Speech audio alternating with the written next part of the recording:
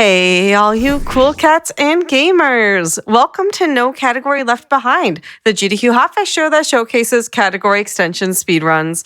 I'm your host, Nuclear, and tonight we've got some Dark Souls 1.0 run by Regal. But before we get into that, a couple of announcements.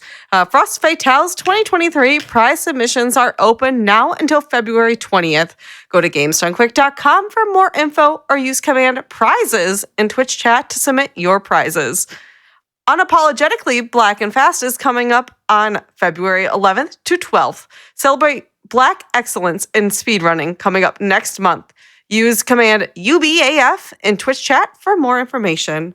And with that, I'm going to hand things over to Regal to explain what we're going to be seeing tonight and what makes version 1.0 unique for Dark Souls speedrunning. Take it away. Thank you, Nuke. Welcome to No Category Left Behind. I'm Regal. I speedrun this game, Dark Souls, and I'm joined by my friend and fellow speedrunner, QQ. Say hi, QQ. Hello. So we have something pretty special today.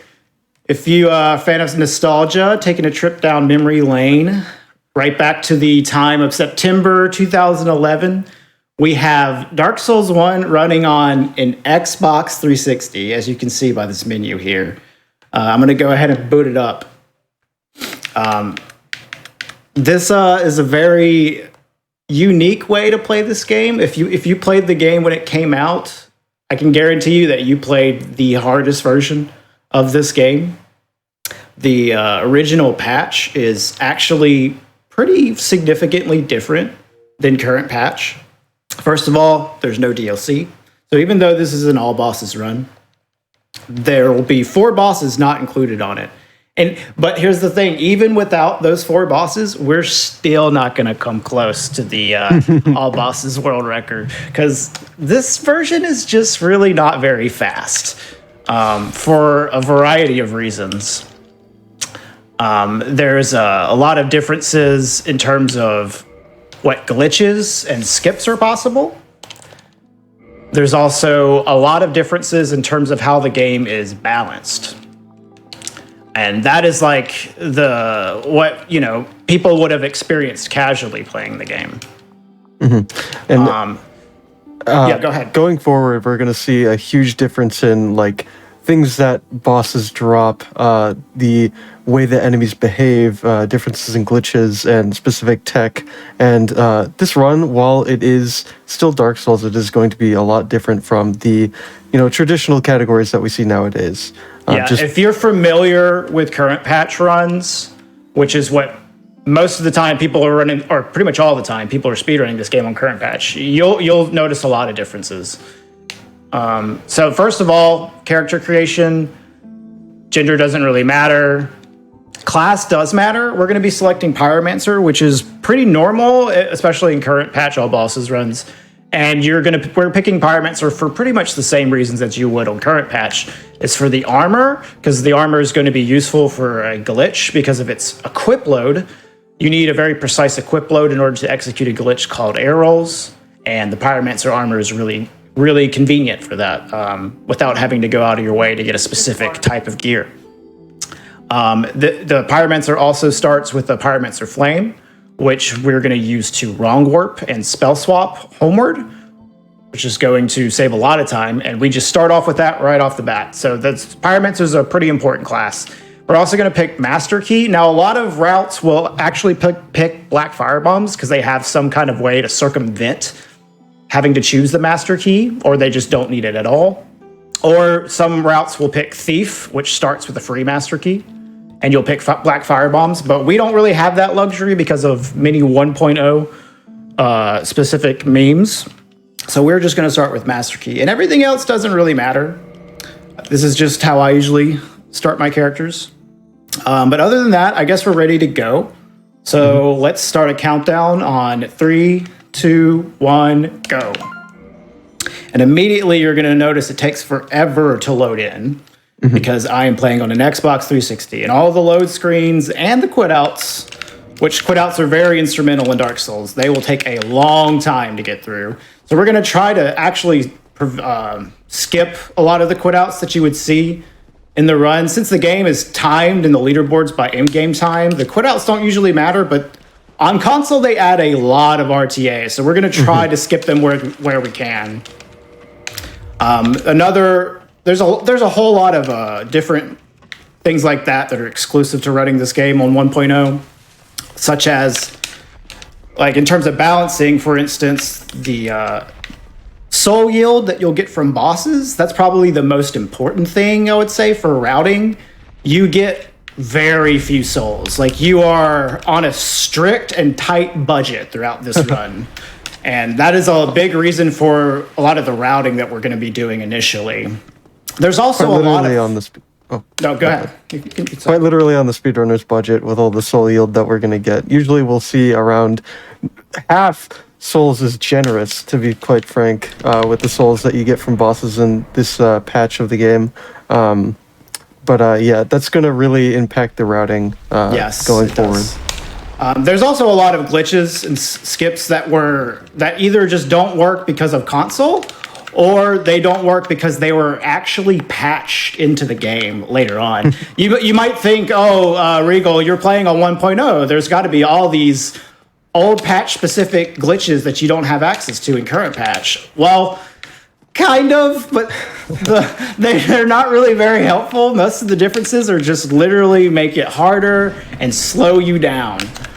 So you would probably never really run this for actual speed. There's an actual first difference that we'll show right there is I got a triple hit on Asylum Demon, which actually is an advantage. For some reason in this patch, whenever you do a plunge attack, you actually hit twice.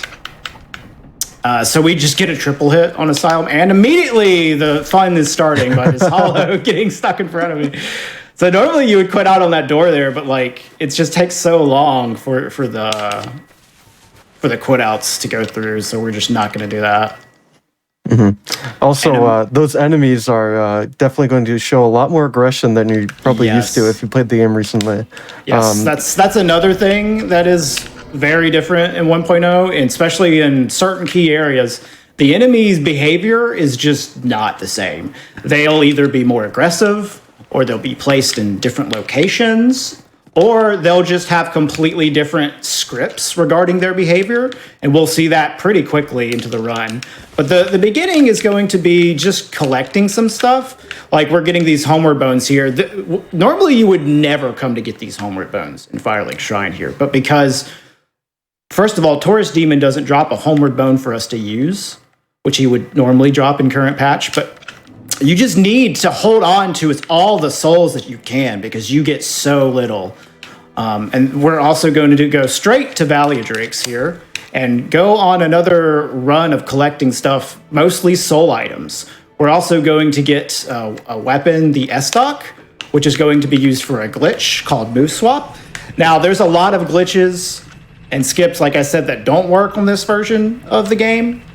But thankfully, Move Swap does. And Move Swap is arguably like maybe the most important glitch for speedruns of this game. So thankfully, we're blessed to be able to do that one. Now, we could buy a thrusting weapon, which is instrumental for the Move Swap tech. We could buy one from the merchant, but that's just more souls. And we, like I said, really don't have a lot of those. We already got skimped on souls from Asylum Demon. Normally in current patch, you would give 2,000. We only got 1,000.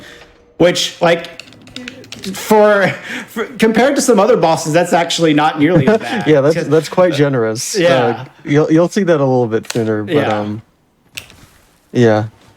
And so we're just going here and getting all these soul items so we can just make sure that we have enough. Currently, I would say that the focus of what we're doing through the early game is we're going through collecting stuff, killing some bosses on the way, and we want to get to 8,000 souls to buy Homeward from Petrus in Firelink Shrine. A little bit of background. 1.0 is not a leaderboard category, but it is interesting because of all the minor differences. Well, honestly, a lot of major differences as well. And recently, back in October, we had a charity marathon where we had 3 people running this game all on Xboxes, running this version. So there was like a month or 2 period where everybody was just routing and glitch hunting in 1.0. And we found some stuff, but mostly just found out that 1.0 is not fast at all. But it was a lot of fun. So I'm happy to showcase it some more here on GDQ. If you played this version, I guarantee you played the most difficult version of the game. Certainly. Although, to be honest, speedrunning this version is not even that bad. We're going to pick up RTSR here because we want it for bosses. Because there's not a lot of glitches or skips that are actually kind of difficult, it actually means that the run itself is not even that hard because you're just locked out of the really difficult stuff. But on balance, it certainly is more difficult. So now we're going to be going into Undead Burg, and we can show off some of the differences in enemy behavior.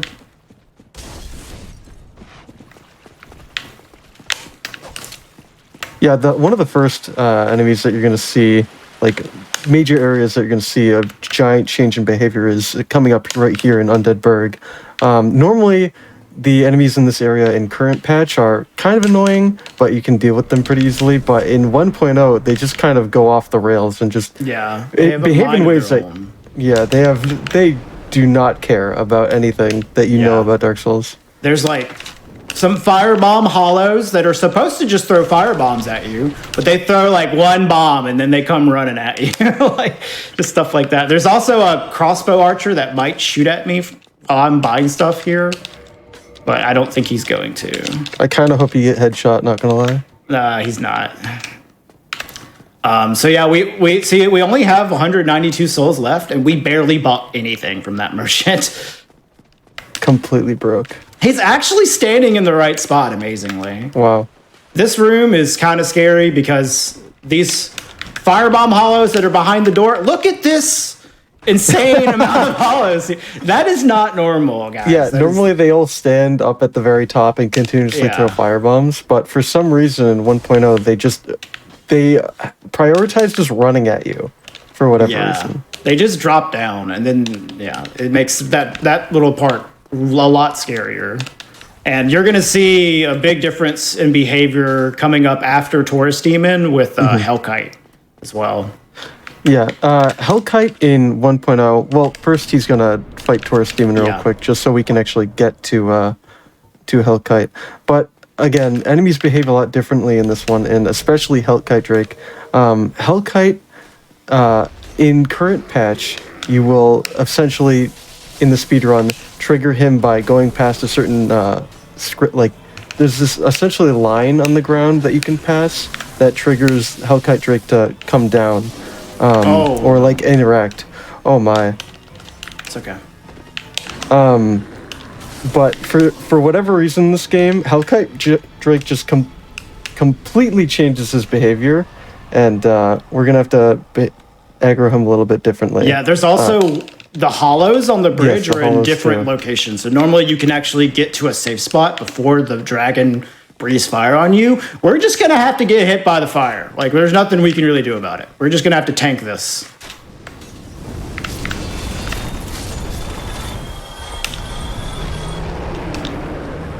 And right here, we're gonna be popping some souls while we wait for him to come down. Because this is really the best way to deal with Hellkite, is just wait for him to come down. Normally in current patch, you have to kick the ladder below in order for Hellkite to actually jump down while you wait here. But for whatever reason in 1.0, you can just stand right here, and it just bypasses that script. His scripting is just like completely different. Oh no, that's bad. Got it. Nice. What is going on? Oh no. Okay. I hope you get the thing where he falls. I got the suicide. Let's go. Oh, okay. Well, that was interesting. That's very precise normal. And pretty rare. Oh, we got 10,000 extra souls, man. We're not break anymore. Oh my god. All right. Well, that was exciting. So here we are going to gargoyles. Like actually, like normally we'd be really starved for souls right now, but I have so many. This is way more than normal. All right, so we got to send this elevator down. We'll be riding this elevator a whole lot because there is one bonfire that's normally warpable in current patch, Undead Parish Bonfire.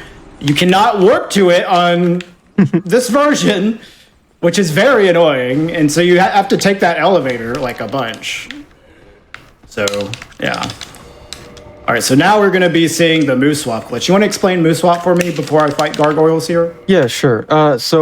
Moose swapping is essentially queuing up two-handing animation of the bow in your left hand, because the bow is the only weapon that can be two-handed in the left hand. But essentially you're storing because the bow doesn't have a running, rolling, or plunging attack, the weapon that you end up doing the move swap glitch with in your left hand ends up taking the properties of your right hand weapon, in this case being a thrusting sword, which gives this Drake sword or any other weapon this quick double hitting thrust attack that just melts bosses. So it's a very huge glitch in Dark Souls speedrunning, and you're going to see it throughout the entire run. Yeah. Super good that it actually works on this version of the game. Mm-hmm. So, okay, here's a great example. I only got 1,500 souls from this boss. In current patch, you get 10,000 souls from this boss. Funny enough, though, absolutely terrible. We got the Drake. Yeah, we got the 10,000 from the Drake. Doesn't matter. Here, I can even go straight to Petrus here, and then kick off Lautrec. Because normally here you'd only have 7,000 souls, and you'd have to go kick off Lautrec, the NPC, to get his souls. But we can just go straight to Petrus here and kick off Lautrec on the way. So this is getting a pretty important spell for this run, Homeward. We're going to be using this a lot. Since we, are really soul starved, we want to be able to keep the souls going from all the bosses and we're going to run out of Homeward bones eventually, so we want to just get Homeward here. And even though we don't have the stats to cast Homeward, that doesn't matter, because we're going to be spell swapping it with the fireball animation. We don't even need a talisman. We just need the Pyromancer Flame to cast this miracle, which is normally not possible. And we're going to be using it for a wrong warp as well, because now at this point of the run we don't have the Lord Vessel.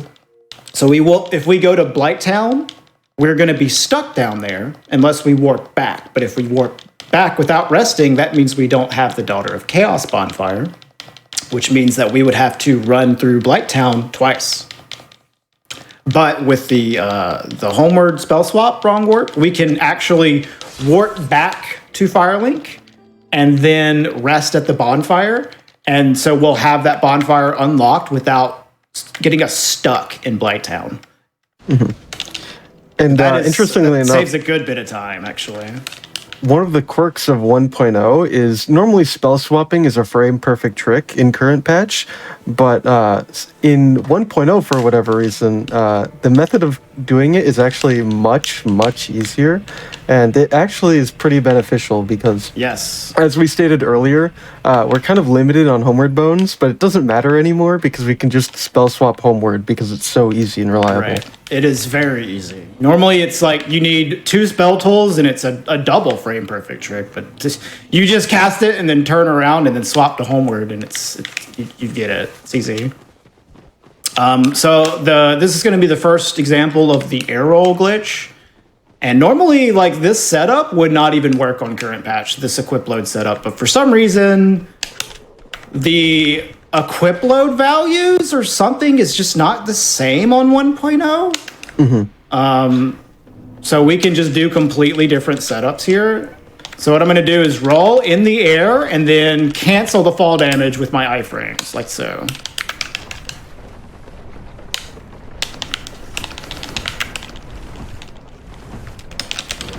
Very nice. Nice. All right, now I'm going to do another move swap. And then now we're on our way to pick up the primary weapon of this route, which is going to be the Great Club, which you don't see very often in runs anymore on current patch. But because of all the weird things about 1.0, the Great Club ends up being just the most obvious weapon. Like the Titanite shard that that we routed in to get the Great Club to +10 is really not a big deal. It doesn't take that long to get. And other popular weapons like the Dragon Tooth, Dragon Scales are really problematic to get, as well as the Dragon Tooth weighing a whole lot and being very expensive to upgrade.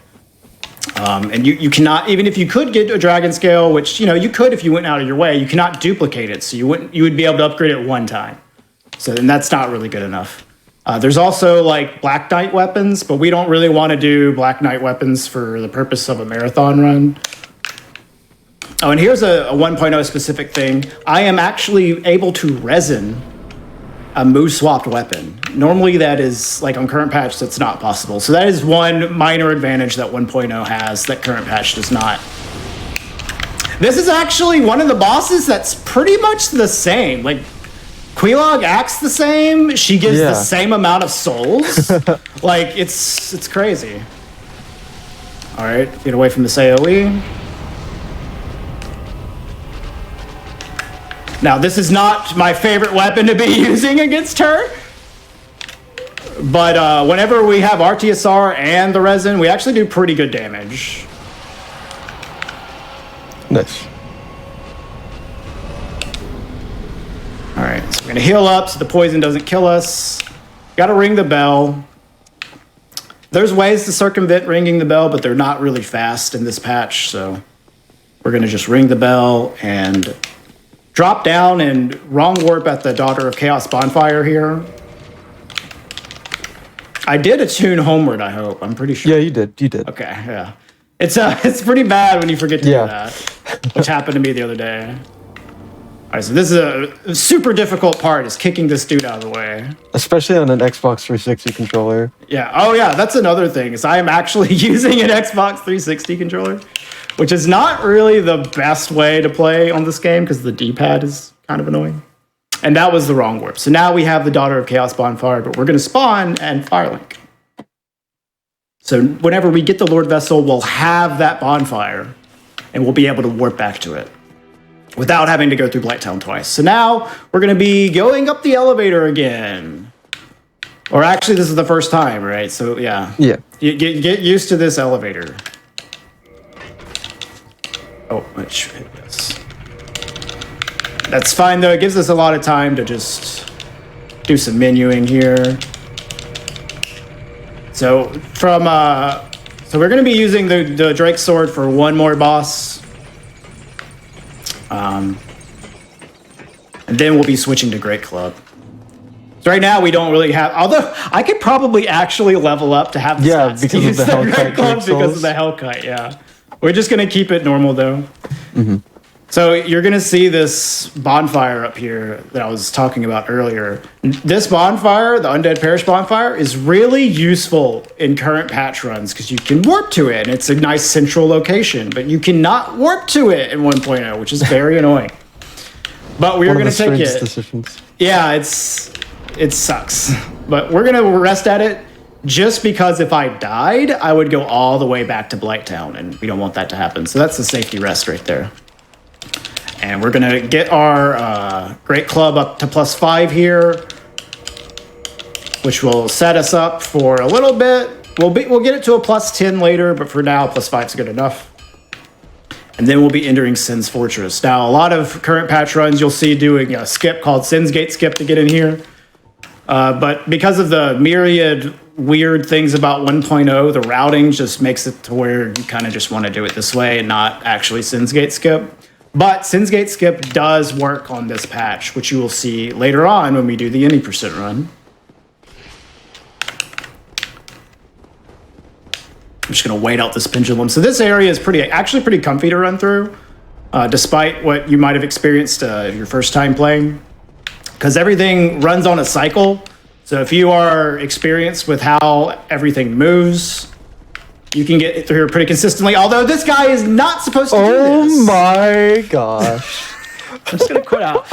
I have never seen that. It's a 1.0 miracle. He did that the other day to me. That's fantastic. Guy never does this in current patch. Again, 1.0 shenanigans where the enemies just decide to start walking at you. Yeah.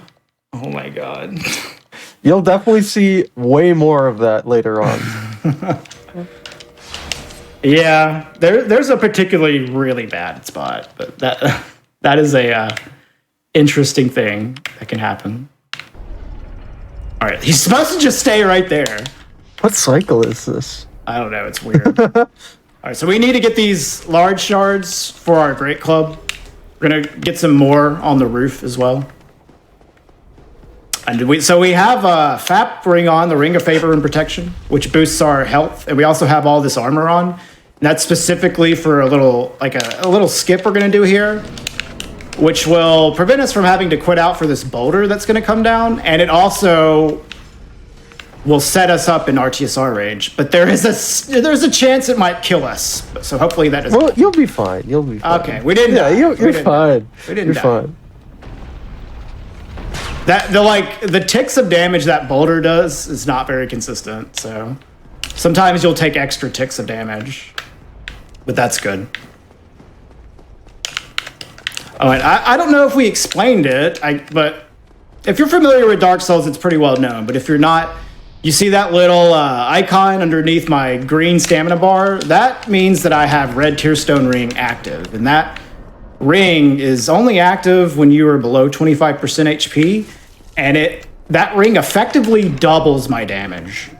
It's very, very crucial. It boosts your AR by like an arbitrary. How much is it? Like 50% or something? Yeah, 50%, which doesn't actually translate to just 50% more damage.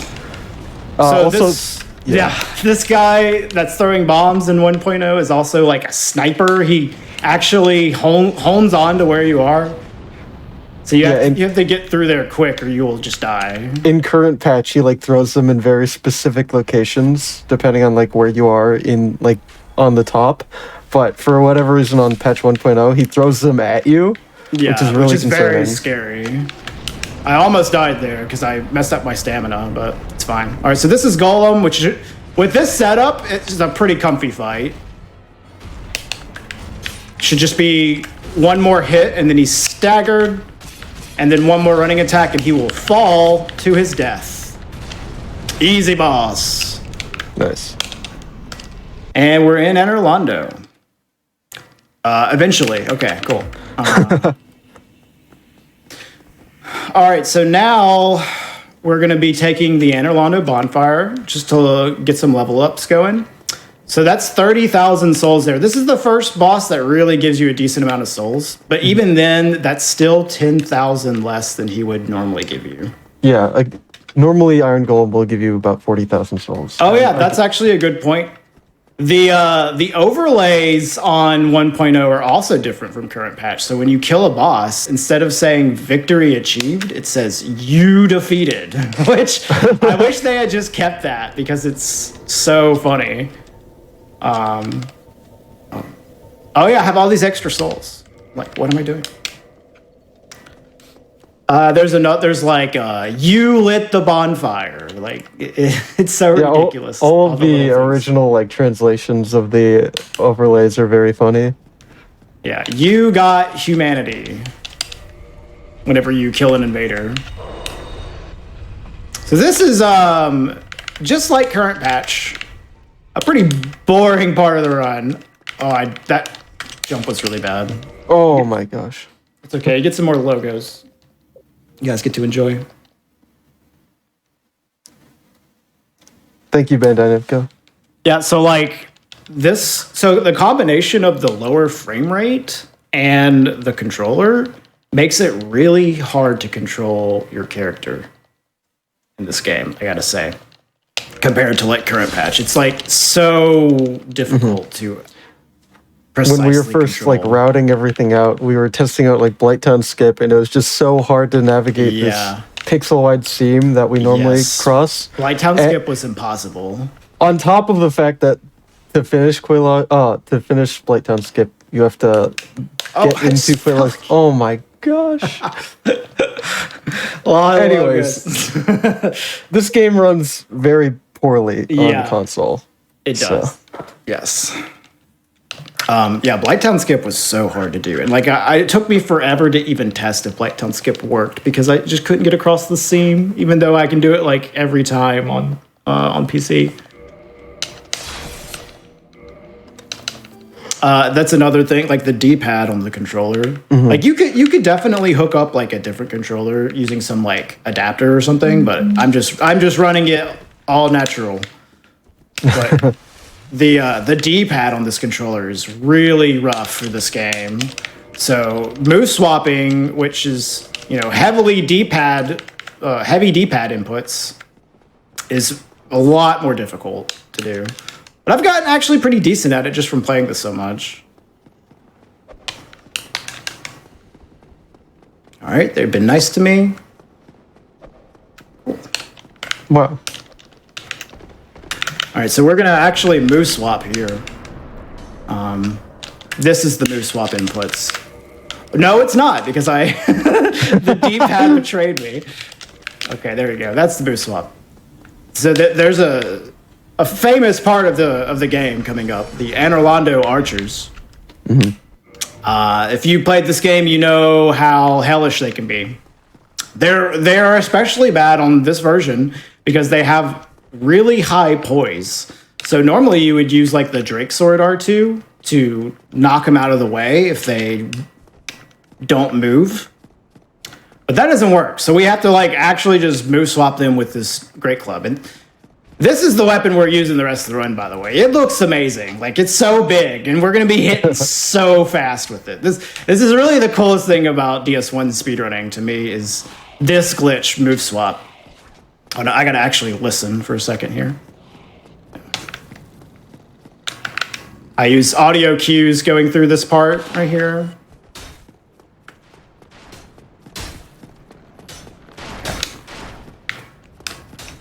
Nice. Still need audio cues for a little bit. There's an arrow coming behind me. No? Okay. Oh, he was nice. He was. I move swapped him anyways. Just for safety. Move swapping with these huge weapons is so fun. It's my favorite thing about speedrunning this game. Unfortunately, this glitch does not work on the remaster. So we're going to take this bonfire just for safety because the next boss is pretty random. Although with Red Tearstone Ring and a +5 Great Club, they're not that bad. But still, anything can happen, and a death here would lose us a lot of time. Okay, he's going to shield bash me. Yeah, we're just... Oh my gosh. Nice. Setting up RTSR on this guy is quite annoying with this much HP. All right, that's okay. We took the bonfire, so we're fine. Yeah. You have to actually be sprinting. So when you're sprinting in this game, you take extra damage. So I actually need to be taking extra damage. Oh, actually, well, if he does that, I don't think I need to. So, okay. There's a lot of this in Dark Souls. Intentionally taking damage to activate Red Tearstone Ring. Oh yeah, nice. The Great Club isn't loaded yet. All right, we got the console loading speed at its best. All right, so hopefully this goes smooth. This can show you off the true power of the move swap glitch. All right, we got good RNG here.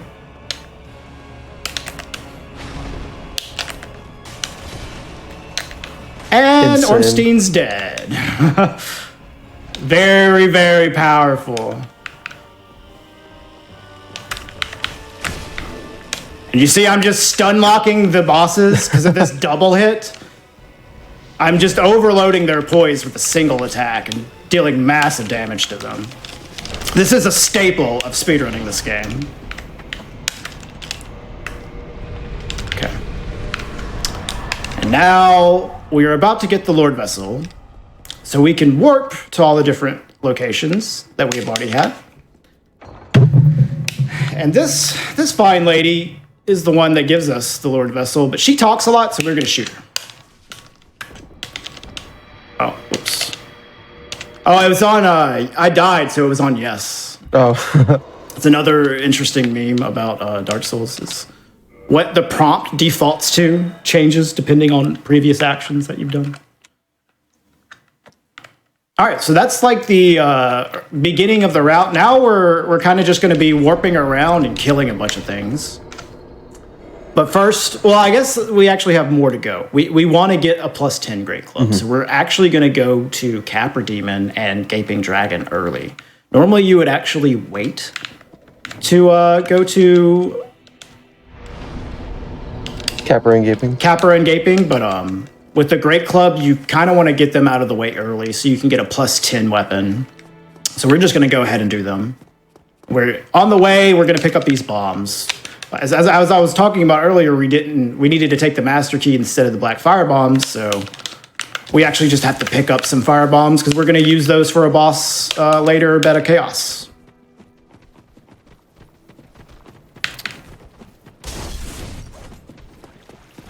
And upcoming is a pretty well-known skip. There's a lot of different ways you can get to the lower Undead Burg area with accessing it early by just some parkour. This is probably the most famous one that we're about to do. Kill this guy because he can throw firebomb at us. Oh, I failed it. No. You have to pick up the rubbish. Unfortunately, yeah.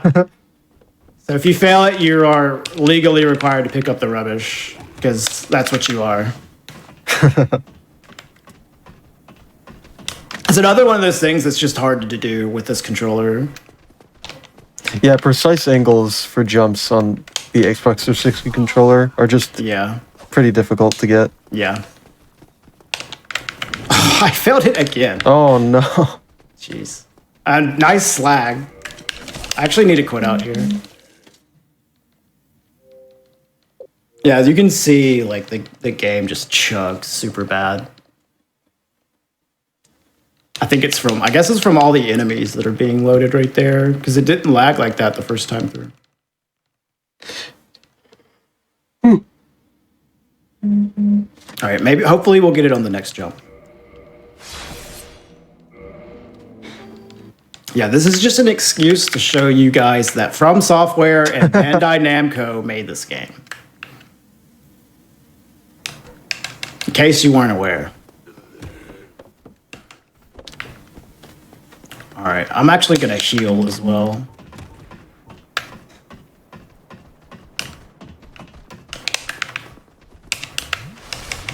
Yeah, you don't want to get bled out by anything. Yeah, well, I also take a lot of damage from the drop here, so because you can a glitch that doesn't work. There we go. Is That's great. a glitch that doesn't work is fall damage cancel via plunge attacks, which are very useful in current patch, but they literally don't work because of the differences in animations on this version. This is a pretty scary fight right here, but hopefully it goes fine. All right, I killed the dog, so that's nice. Nice. Yeah, normally you would like in a route, most routes you would just kill Capra Demon in one attack. And we're quitting out here. +5. Yeah, so we actually have to do 2, which makes it a lot scarier. We're quitting out here because there's like a million dudes chasing us. So this is just for safety.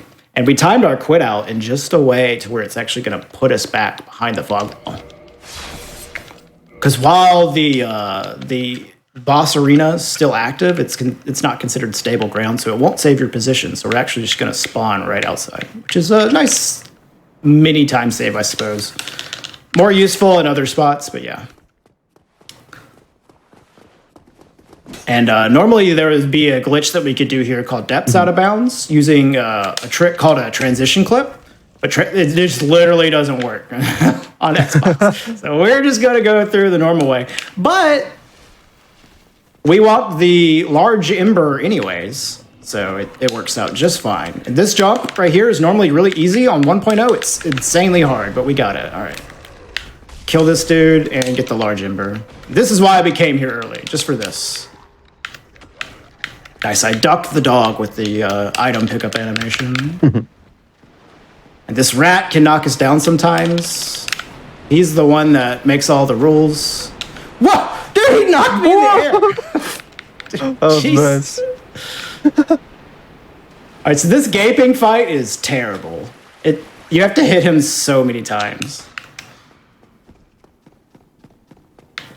Yeah, and unfortunately, you don't have Red Tear Stone Ring set up right now, so... I could, but I just don't do it because it's so annoying. Like, the channeler hits you so frequently. And it doesn't even let you one-cycle him anyways unless you use resin. But I like to use my resin for Quelaag. Just hit him in the floppy part of the face for extra damage. And then he's going to charge. And we're just going to hit him a few more times and he'll finally die. Can't hit him yet because he has these enormous active hitboxes throughout this entire charge.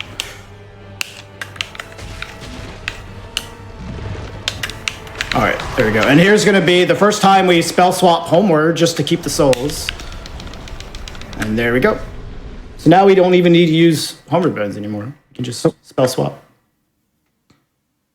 And now we're on our way to Stray. And this is kind of the last step to getting a plus 10 weapon is going to Stray.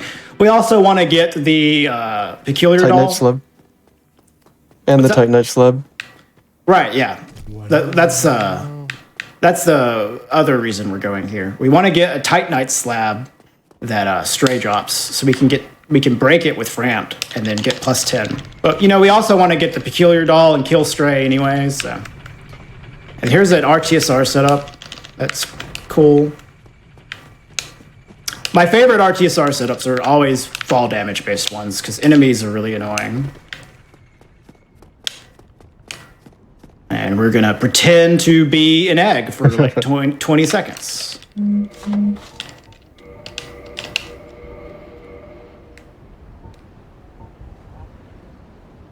I see people saying why play it on Xbox.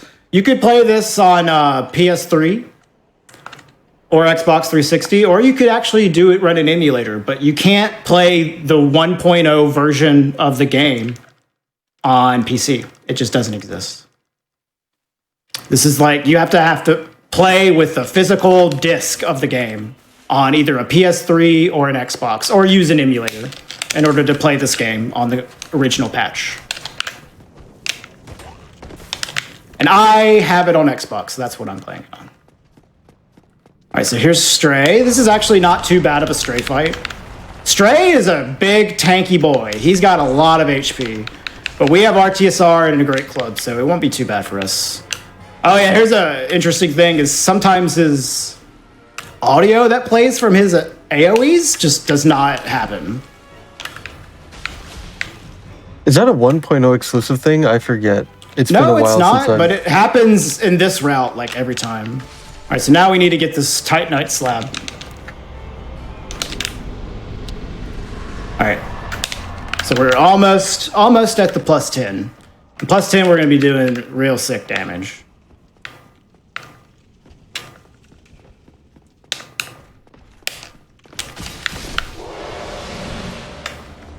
All right, so we get this so we can go to Priscilla later.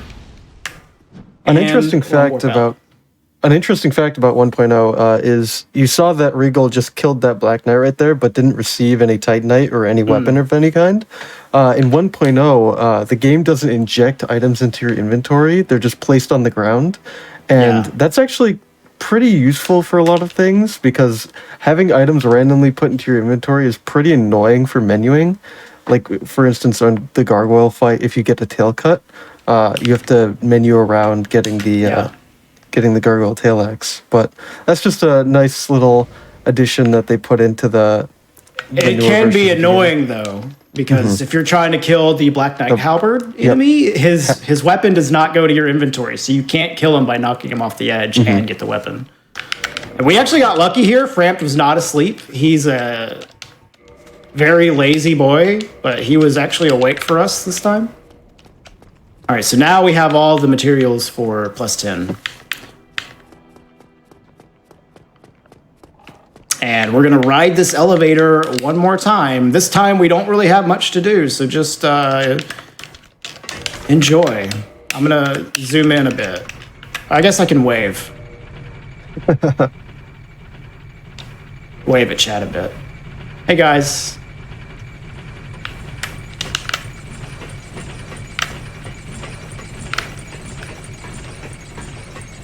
All right, so now we are on our way to Sif.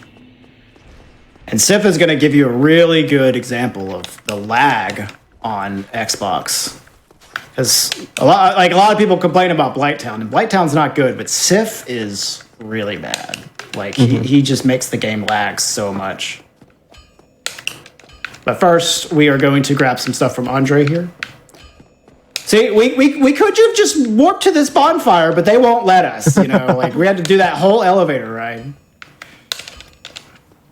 right, so we're going to give him the large ember. We're going to upgrade to +6, and then to +10. And then we're going to buy the Crest of Artorias and a pike. Wonder what the pike's for. You'll see later. All right, so now up ahead, there's a door and a bonfire. We want to open the door and rest at the bonfire, but these enemies will be chasing us and preventing us from resting. Now, we could quit out, but that's, as you have seen many times, that takes forever. So we're just going to kill these dudes. Which actually is the strat that you do in current all bosses for similar reasons. Similar, but not exactly the same. Yeah. Do a rolling attack and pop this dude in the ground. He thinks he's smart, but we know what he's up to.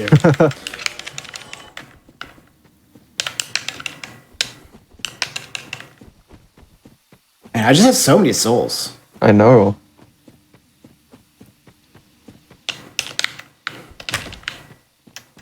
All right, so this is the bonfire I was talking about. So we're gonna use this bonfire as like our hub, so to speak, for a little bit.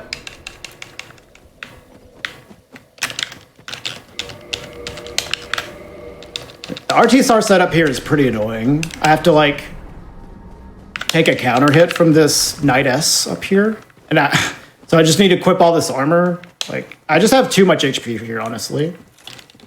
Okay, it worked. Nice. And then I have to do probably maybe my least favorite skip in the whole game. Rune skip. To pick up a really good piece of armor that's just like on the way, stone armor here. We're going to be using this to have a little extra poise, mainly for Nito. Nito, we're going to be getting hit by a bunch of enemies as we're fighting him, so poise is very nice to have.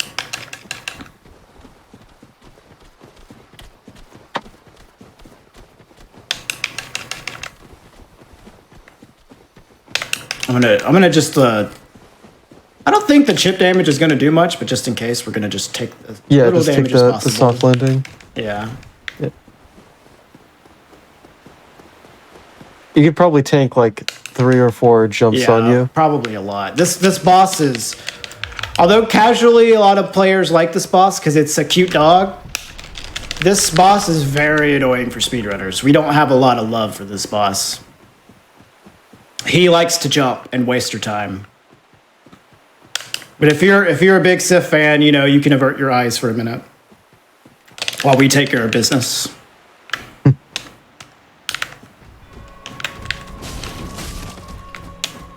Look at this lag. Isn't this beautiful? That was a good fight. He actually behaved. Good boy. Okay, now we get to do a really cool strat. You want to talk about the butterfly strat while I set it up? Yeah, sure. So normally, the butterfly is kind of a time sink if you don't have a ranged weapon or fire bombs, because you just have to wait for it to land. But thanks to the efforts of the BS1 community, we actually figured out a setup that lets us kill it with melee while it's still flying. This is going to involve the pike move, the move swapping in a weapon with the pike. This is why I bought the pike. Yeah, the pike has this insanely long-lasting active hitbox that hits 3 times. And what that's going to allow us to do is actually be a precise lineup, actually hit it while it's still in midair. And it looks really goofy, but it's very fast. Quite cool. This is one of the coolest strats in the game, honestly.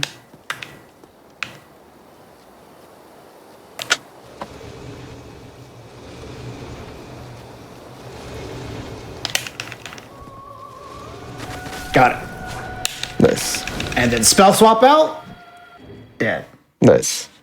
Yeah, the Great Club in combination with the Pike moveset is just so long that I actually is able to hit the wing as it's flapping. So we just look for a visual cue and we're able to hit it. A really cool looking strat. And it looks really cool in 1.0 because you like spell swap immediately out of it. Like that's such a nice strat. All right, so now we're moving on to Gwendolyn and Priscilla. We're doing our Anne Orlando revisit here. So Gwendolyn is a boss that actually has been solved on current patch, and with through a sequence of toggle inputs, which actually like will AFK the boss and make it just not doing anything. And so you skip like a whole cycle and you prevent all this RNG. But we're not doing that because quitouts take forever. So we're just going to be doing this the old-fashioned way. We'll leave it up to Miyazaki to tell us how fast this is going to be. Also, trusting the D-pad on an Xbox controller is kind of scuffed. That is also true. I don't like doing the AFK setups that we have on 1.0 because the D-pad is so bad. But yeah, like normally what you would do is you would do a lot of toggles. I have to drop twice here. I didn't take enough damage. You do a lot of toggles, which for some reason like deload you from the boss's AI and allow you to like, they just don't see you. It's also not specific to just bosses, it's enemies in general. Right, yeah. So in a lot of current patch routes, you'll actually see a lot of different AFK setups for different areas, like the hollow room going up to gargoyles, or the route to Artorias, so on and so forth. But in order to consistently execute them, you have to quit out beforehand to reset the AI timer, this global timer that's running in the background, and that just takes forever on 1.0, so we're just going to do it normal. This is how it would have been back in the day anyways, so we're taking it real old school here.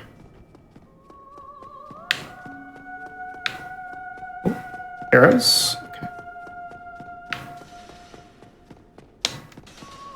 Oh, double arrows. Nice. That is actually good RNG.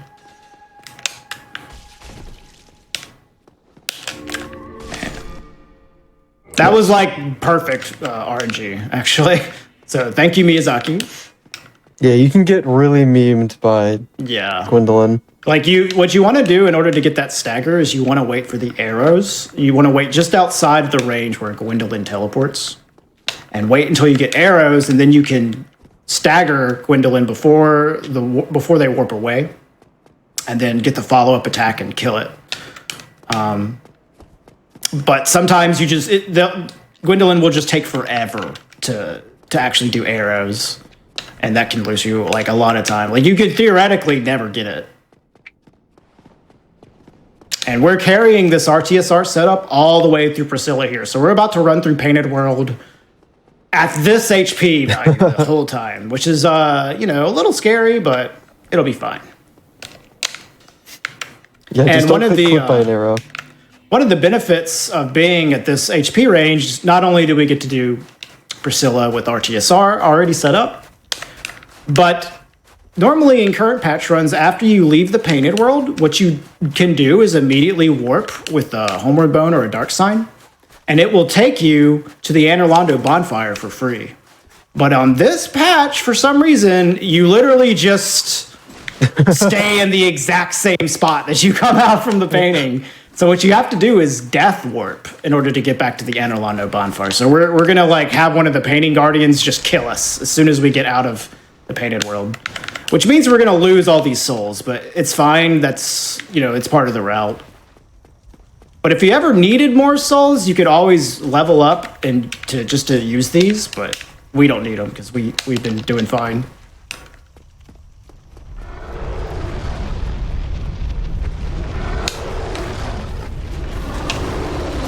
You really want to kill these guys though, because in RTSR range, they will shoot you from behind and most likely kill you. So there's a neat trick here with Priscilla that you can do, where you throw a throwing knife at her to see where she is. And for some reason, also when you do, it like gives you an insane damage value. Yeah, it's the world's strongest throwing knife right here. Yeah. Oh, it only did 738. Wow. Maybe that's because you had RTSR, but that's still really strong. Normally it shows like 99,999 damage. Well, it's only supposed to do like 10 damage. Yeah. So like 700 is still quite a bit. All right, so here we're just gonna intentionally die. So we'll go to the Anne Orlando bonfire.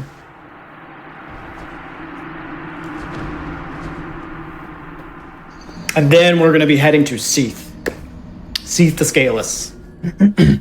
And that's just since it sends us there, that's like the most optimal place to go. And most of Duke's Archives in Seath is pretty standard. Yeah. To what current patch is. There's not a ton of variation. There's still some weird AI things that can happen, like with the boars that are up here. Yeah. But aside from that, this is all pretty standard. So. One thing that is different for sure is normally all bosses runs, you have to get to the DLC, but since there is no DLC, that doesn't matter. So there's this crystal golem that's normally up here in current patch that you have to kill for the pendant, the broken pendant to get into the DLC. Well, we just don't even have to worry about him because he's not even there. So that's a much better thing to just not have to deal with that, because killing that guy with all those crystal hollows can definitely be a source of annoyance. And you can just roll right through this boar. The Giga Boar. Yeah, they will chase you down sometimes. These guys can be pretty scary. We're just gonna pop a bunch of souls on these elevators here. And coming up is Duke Skip. Do you want to explain Duke Skip and why it's so good? Yeah, sure. So Duke Skip is probably like one of the oldest skips in Dark Souls speedrunning. It was found like a year or two after the game actually came out. So I think it was found like less than a year after the game. Yeah. So someone might have done it on base patch like immediately, probably no. But essentially what it allows us to do is skip the Seath death segment where you go to the prison via a little input sequence where we aim the bow and actually get onto the railing and are just able to completely bypass that entire like 4-minute segment. Yeah, which is great because that segment is not very fun, honestly. It's kind of boring. This saves like 4 minutes or something. Yeah. And this is a new setup for it as well. This used to be actually a pretty tough skip, and failing it meant like a pretty sizable time loss, which I somehow managed to do. It's an easy skip nowadays. But yeah. You aimed a little bit too far to the right, I think. Maybe, yeah. That's funny. So nowadays, this is a really easy skip, but sometimes you still miss it. Don't make fun of me too much. Yeah, we're not infallible. All right. It's okay. Fortunately, though, due to stable ground, we're actually back at the top. Hopefully. We're not. You roll onto the the platform. It's okay. Yeah, it's okay. But yeah. In a speed run, if you fail it, it's fine if you're able to quit out in time. It just loses a lot of RTA, especially on this run. That should be good. Yep, there we go. All right, let's just pretend that didn't happen, guys. Perfect. Yeah, that skip was first easy. Try. Yeah. Yeah. So, like, the rest of this part's pretty straightforward. You could technically do a skip called slip quit out, but I'm not doing that because it's hard and a death means a lot of time loss, and it wouldn't even save any time in real time because you have to do a quit out, and as we all have seen, the quit outs are pretty long. I'm just going to be taking a bunch of drops to get into RTSR range here.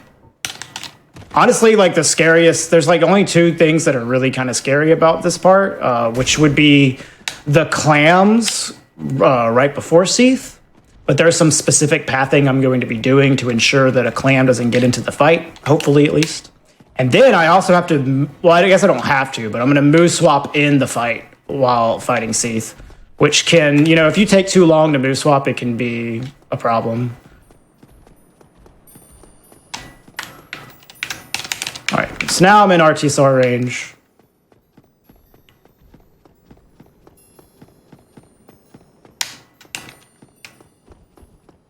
Just navigate these invisible bridges real quick. Yeah, I know a whole lot about this game, so I know exactly where to run. Oh, there's an interesting thing. Normally there's a developer note on this this invisible bridge in current patch, and it's just not there on 1.0. Also at the very beginning of the first one. Yeah. They put that in because no one knew where to go. All right, so this is some clan pathing here to make sure that they don't follow us in. These two right here will block the other ones. That should work. All right, so we're gonna shoot this crystal. Hopefully it doesn't lag too much. Seath's most prized possession we kill with an arrow that cost us like 5 souls. And there you go. Easy boss.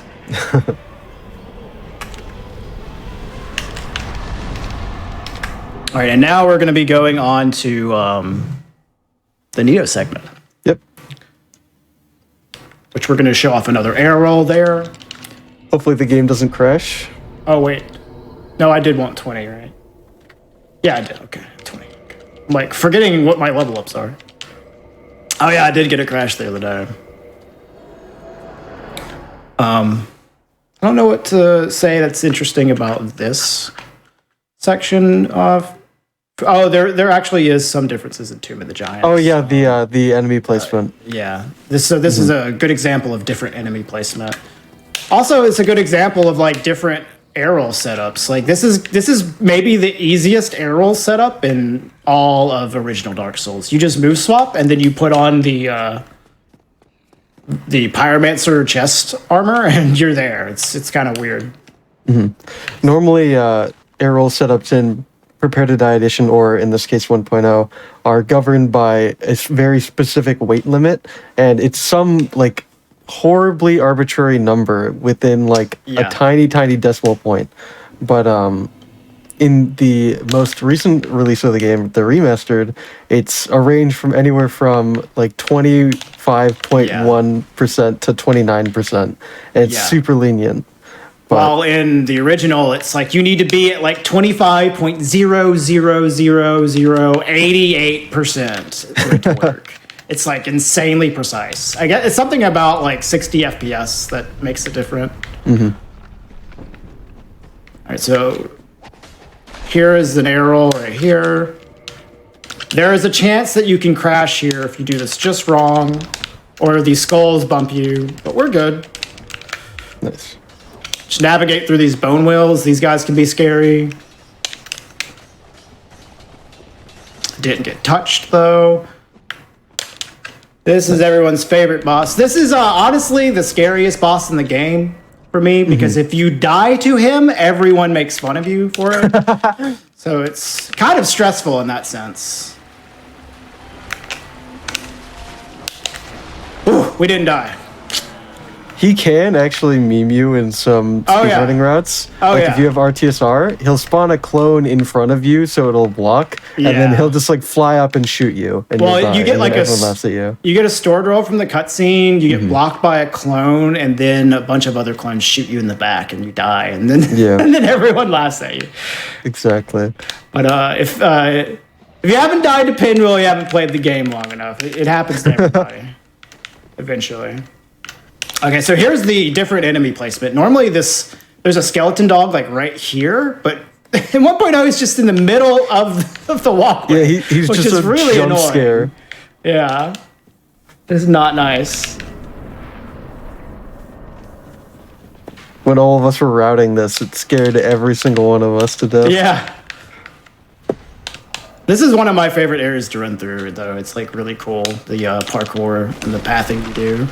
This is another example of like a speedrun area being pretty comfy compared to like the casual experience.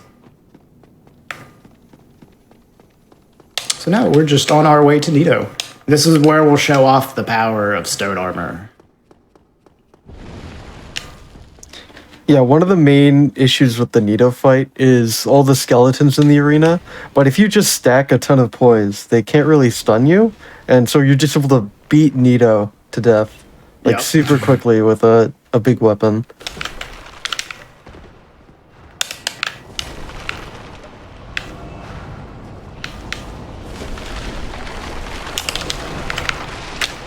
Hopefully you don't get screamed at.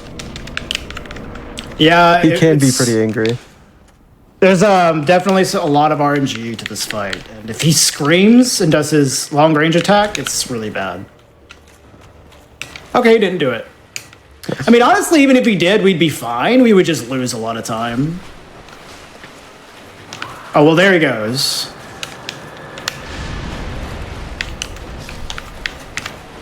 Okay, only one scream. A late one, too. Yeah, he can just get in like a AI loop where it just keeps screaming over and over and over it's again. Really messed up. I'm getting bodied by these skeletons. Okay, I need to heal here. See, like, they're hitting me over and over, but I'm not getting staggered. You're about to get bled, though. No, he's dead. Okay, nice. Thankfully, in current patch, we've actually somewhat solved this boss recently, thanks to the developments of Kamul with the AFK setups that we were talking about. Amazing setup. So hopefully we're going to actually do some runs of that in the future. We were talking about AFK strats on bosses earlier. Nito has been a thorn in runner's side for many, many years. And there may have been an AFK setup that's going to make it a lot comfier for runners going forward. Thanks to the GOAT, Kamul. Kamul finds all the strats for this game, just about. Like homeward wrong warp and... Yeah, big shout outs to Kamul and the Speed Souls community at large. A lot of really cool people, really smart and passionate people that run this game. And handsome. Yes, and very handsome. All beautiful girls. Yeah, we're getting to the part of the 1.0 route where it's very concerning. Yes. This part's cool, though. This is a one cycle on Ceaseless. Hopefully we'll get. I like this setup a lot. Yeah, this setup is cool. But after this, it gets, pretty concerning.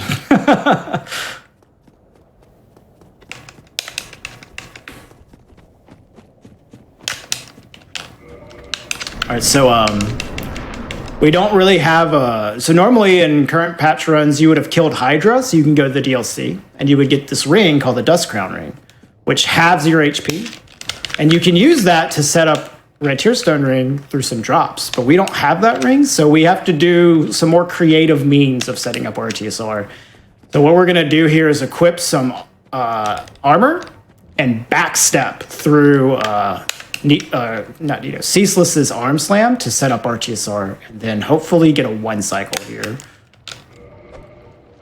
For those of you who don't know, backstepping in Dark Souls 1 basically doesn't give you infinite poise, but it cancels a lot of like staggers that enemies can do. So it's really good for setting up our TSR setups. Yeah, nice. We got it. Yeah, because like you won't get staggered if you backstep at the right time, and you'll take extra damage as well. So it's very useful being able to backstep through stuff. Like earlier in Sense Fortress. Yeah, that happened with the boulder earlier. It is actually really easy, though, on that particular attack to backstep and iframe it, because backsteps actually have like 4 iframes on them, and you'll just not get hit and look like an idiot. Okay, so you want to talk about Fire Sage coming up and the differences here? Yeah, sure. So in current patch, normally we do a skip called Fire Sage Elevator Skip, where we go to the Daughter of Chaos bonfire, and there's an elevator that actually goes down into the Fire Sage boss arena, and due to the way that the game actually loads in assets, if you quit out multiple times, you can your character actually spawns in before the elevator, so you're able to just fall down the shaft. And Fire Sage is right below that, so you're able to do a plunge attack on it because Fire Sage is just a clone of Asylum Demon who is able to actually be plunged, and that just not only does a ton of damage to him, but it makes his AI just completely not do anything. Yeah. But what in 1.0, for whatever reason, because the game just loads so slowly, that Fire Stage elevator clip does not work at all. So we have to actually just fight him, and he's not friendly. Yeah, so this boss goes from like one of the most convenient and easiest bosses in the whole game to being just super annoying, and I do not like him at all. Although, to be honest, like, most of my experience speedrunning this game, I haven't had to fight this boss because of the elevator clip, so... Makes it extra difficult for me, because I actually lack experience fighting this boss. I'm still good enough, though, and, Great Club is not too bad. Mm-hmm. Like, I'm not using RTSR, like, just look at this, like, he's so annoying. You could set up RTSR for him, but I just personally don't, because... I find this boss to be super annoying. Like, this arena is awful, too. It's so easy to get stuck on stuff.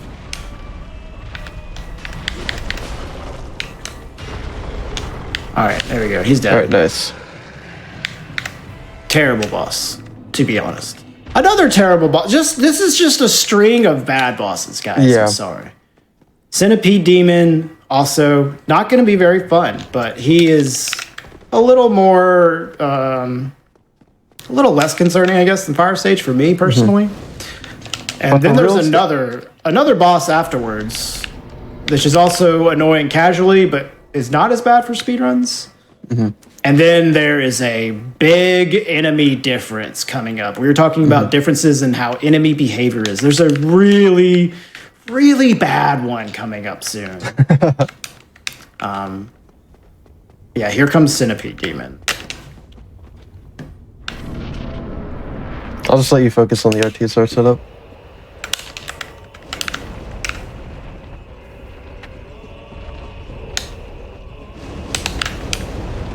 Very nice. Yeah, so you just want to like walk through the lava at a specific time so that you take just enough damage to actually get RTSR.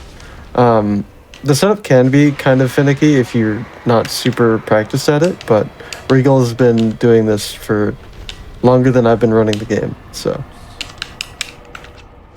Yeah, longer than you've been born. Yeah. 2-year-old. Yeah. All right, so we are going to rest at this bonfire. Mm-hmm. Because this next area is horrible. It is unbelievably bad. Not only because of the frame rate and the look of the lava, but also because these enemies are extremely aggressive. They do an insane amount of damage, and there's like 30 of them. And they're huge. Normally in current patch, they actually, don't let's basically do the current anything. patch. I'm gonna do the current patch pathing just for fun, and we're gonna see how bad this is. I'm gonna get obliterated. Yeah, normally they just kind of sit there and just like let you run past. I can't even see, man. You didn't even get like 10 feet. Where are you? All right, I think you just. Wow, I somehow didn't die there.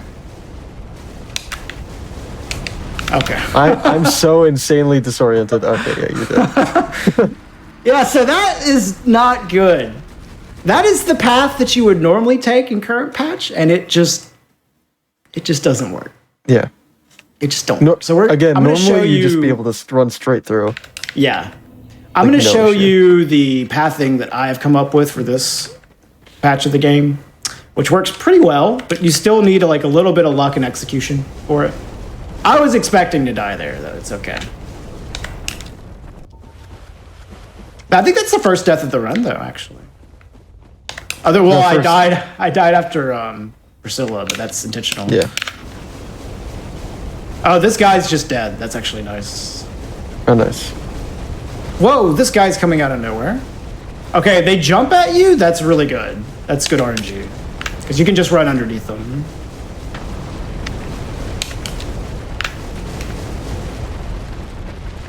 Yeah, that's good. Good. It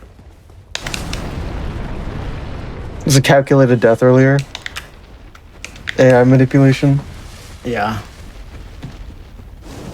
All right, jumpers. No, he's walking over there. That's not what I want you to do. He's Okay, this guy's completely jumping, lost.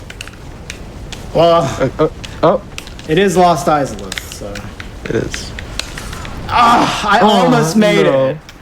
I think this was the guy that walked to the side. Yeah.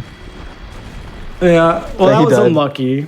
Yeah, so like that is one thing. The more you go through it, they just kill each other, so then it becomes easier as you run through. Yeah, they don't respawn, so Yeah. thankfully. All right. So that was the first like legitimate death, Yeah. I would say. But that's okay. Honestly expected. Yeah, this is definitely the worst part of the run.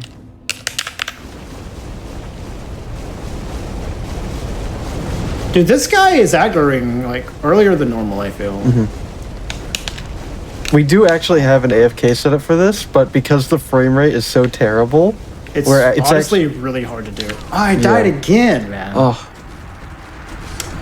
Well, they're slowly dying off, so that's good.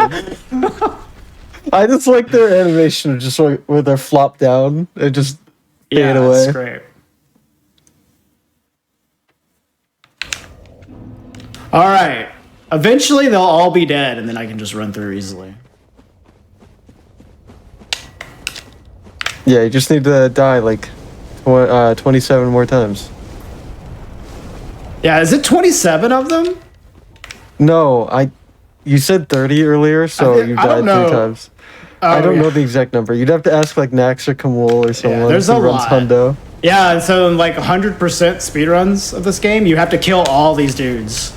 But I mean, like we were saying on current patch, they're really not that bad. They just aggro from so far away and are so insanely aggressive on this patch.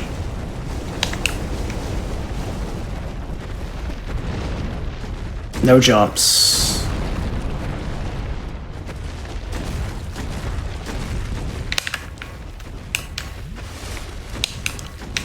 Oh yeah, there's just this guy left as well.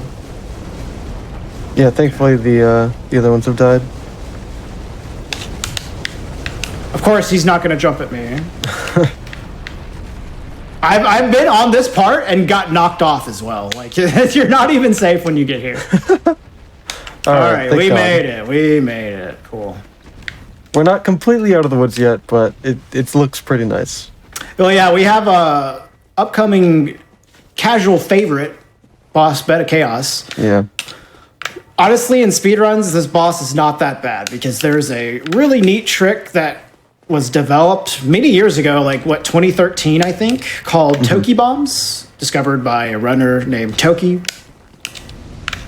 We're gonna run up and stand in a specific spot right in front of the boss and chuck 2 fire bombs, and it's going to completely skip the portion of the fight where you have to go to the sides and hit the orbs, and we're gonna roll straight through the middle and kill the boss. It's not bad at all. It takes a little practice, but once you get it down, it's super good. I would recommend if anyone that plays this game a whole lot, learn Toki bombs. It's going to make your life way better. And so there is a threat that there's a certain attack that the boss can do called a firestorm. It can firestorm you while you're in the tunnel, and that can kill you. So even once you get past that, you're not necessarily safe. But luckily, at this amount of HP, we will survive a firestorm. So we should be good here. All right, so we're gonna stand here, aim here. The second bomb, you got to throw a little quick. You don't have to throw it super quick, but there's a little bit of a timer on it. And that's it. Now we can roll to the middle and kill the bug at the center. If you take Maybe- too long, the the boss just like explodes, kind of. It does like a big like breath attack at you. Yeah, so you want to do it. Throw the second bomb fairly quickly. The first bomb, though, you can just take all day setting it up. The second one, you gotta do it kind of quick, though. We didn't get a firestorm, though, so that's lucky.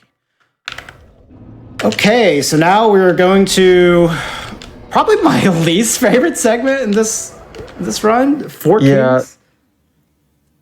Because of there's a skip that takes you to Four Kings called Seal Skip, which allows you to skip lowering the water. But it is really annoying to do on this patch, mostly because of the lag. Because New Londo Ruins lags quite a bit. And also because of the insane load times, because it does require a minimum of 2 quit outs, and that, just takes forever. This is a cool RTSR setup. Hopefully I don't screw it up. But maybe a little early, but it's fine.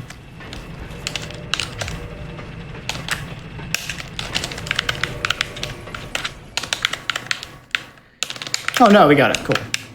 Nice.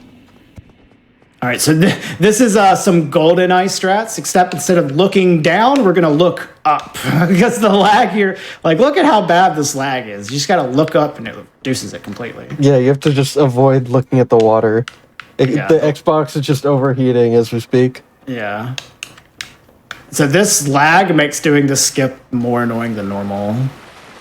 The lack of a keyboard also makes it annoying.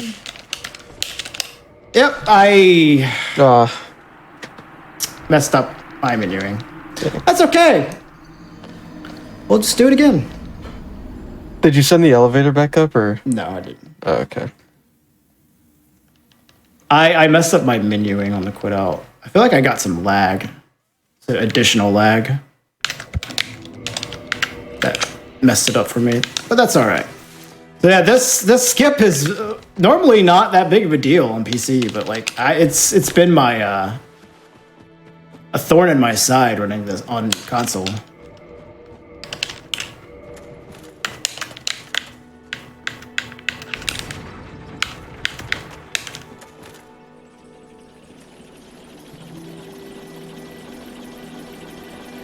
Just gotta wait for this elevator. Yeah. Normally we just quit out to bring it all the way back up, but that takes forever. Way longer.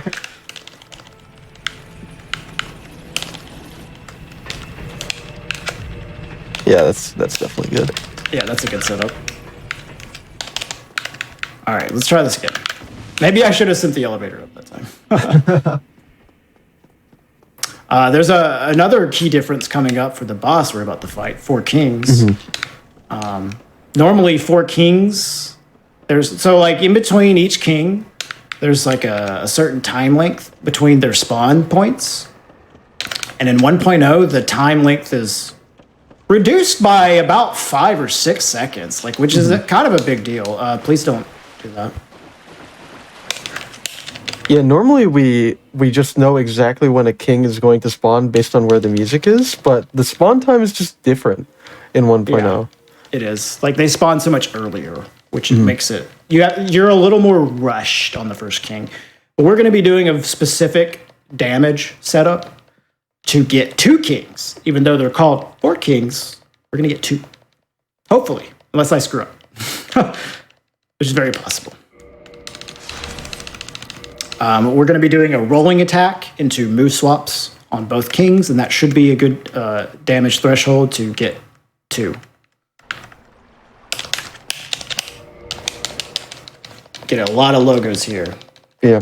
This other quit out is required because, as you saw, if you were paying attention, the camera actually went overhead a little bit. That's what we call death cam. And normally that's actually useful for another glitch that you're going to see in the next run that we're going to do in 90% called Sense Gate Skip. But we want to just avoid that because we need to go fight the boss. So in order to get rid of that death cam, we should also just explain Seal Skip in general. Like Seal Skip, when I did that first part to survive, I did a slope quit out. There's a little tiny slope right underneath that wall. And if you hit a slope as you die, it actually extends the length of your death animation just long enough to where the game will store your position where you land, but you can quit out before you actually die. So that allows us to skip the water there. All right. We can drop in from out of bounds here. Mm-hmm. It's a very interesting looking skip. Yeah. All right, let's go to RNG.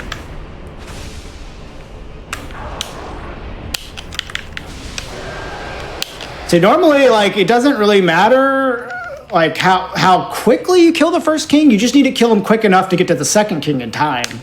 And then the second king kill is what really matters in terms of speed. But since this guy spawns so quickly, you really are way more rushed on the first king than normal. Yeah, normally you have time to like just relax and sing along to the song, but not in this version. And that's 2 kings. And now we are going to the final boss of the run, Gwen. Gwen is kind of scary compared to normal. So if you want to, there's a strat called move swap Gwen where you use the move swap on attacks on Gwen instead of parrying him. Well, that isn't really viable, in my opinion, on 1.0 because he doesn't have a specific turning animation in 1.0. So he will just start hitting you immediately after you stagger him. Mm-hmm. But luckily, as you may know, Gwen is really easy to parry to death. However, there is an extra meme about 1.0 where you cannot parry with your shield up. My muscle memory while playing this game for so long has just been hold my shield up on Gwen so I can block his fast attack, parry the follow-up, and if he does the slow one, I can just parry out of the block. But you can't do that on 1.0, so I had to like completely change my muscle memory on Gwen. He was like really annoying for me when I was learning how to run this. But it's only 2 parries, so it shouldn't be too bad. The any percent run, it's like 4 or 5 parries. Mm-hmm.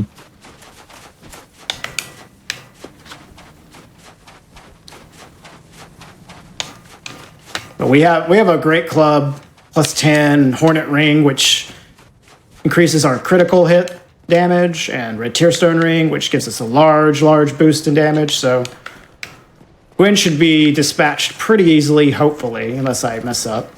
Oh, he did the scary attack.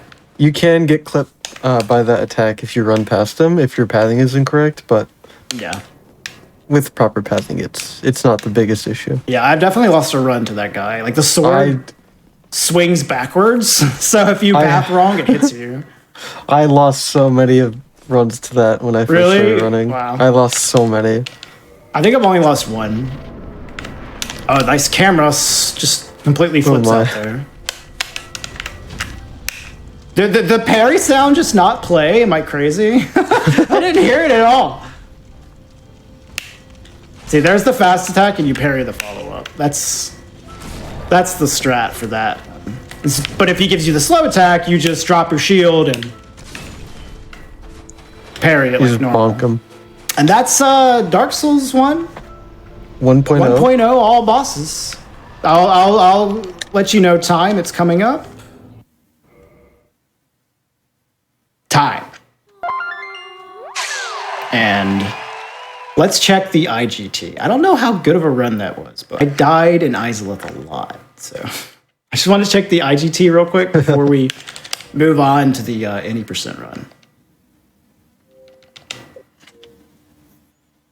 I'm assuming Dark Souls normally uses IGT, correct? Yeah, that's why the quit outs aren't actually a big deal. They're just they're just annoying on this version of the game because they take so long. But quit outs are very instrumental with a lot of strats, and just for ultimate fairness, in-game time is used because the in-game time is consistent. 113. That makes a lot of sense. There was a few people in chat asking about why you were using this version with the quit outs being so slow, but it doesn't matter if you're only doing in-game time. Exactly. Yep, that is exactly true. Okay, 113.43, not super good, but it's okay. We died a lot in Izalith, which happens. So yeah, that was all bosses, no DLC. Awesome. Well, thank you so much for showcasing that run. But chat, we're not done yet with Dark Souls 1.0. We're going to take a quick little break here, but afterwards, Regal will be back to showcase Dark Souls 1.0 any percent, so stay tuned. Hello, everyone, and welcome back to No Category Left Behind, the GDQ Hotfix show that showcases category extension speedruns. I'm your host, Nuclear, and we're back with Regal for another Dark Souls 1.0 run. This time, we're going to be showcasing the any percent run. Before we jump into that, though, just a few announcements. If you want to follow what Games Done Quick is up to, use command links in Twitch chat for all things GDQ. Also, your subs, Prime Gaming subs, gift subs, and bits cheered on the GDQ Twitch channel help support Games Done Quick Hotfix. And if you're interested in submitting your runs to the show, you want to be on the show, you've got a category extension speed run, please use command NCLB in Twitch chat to find out more. And with that, I'm going to pass things over to Regal to get us started on our second run of the night. Take it away.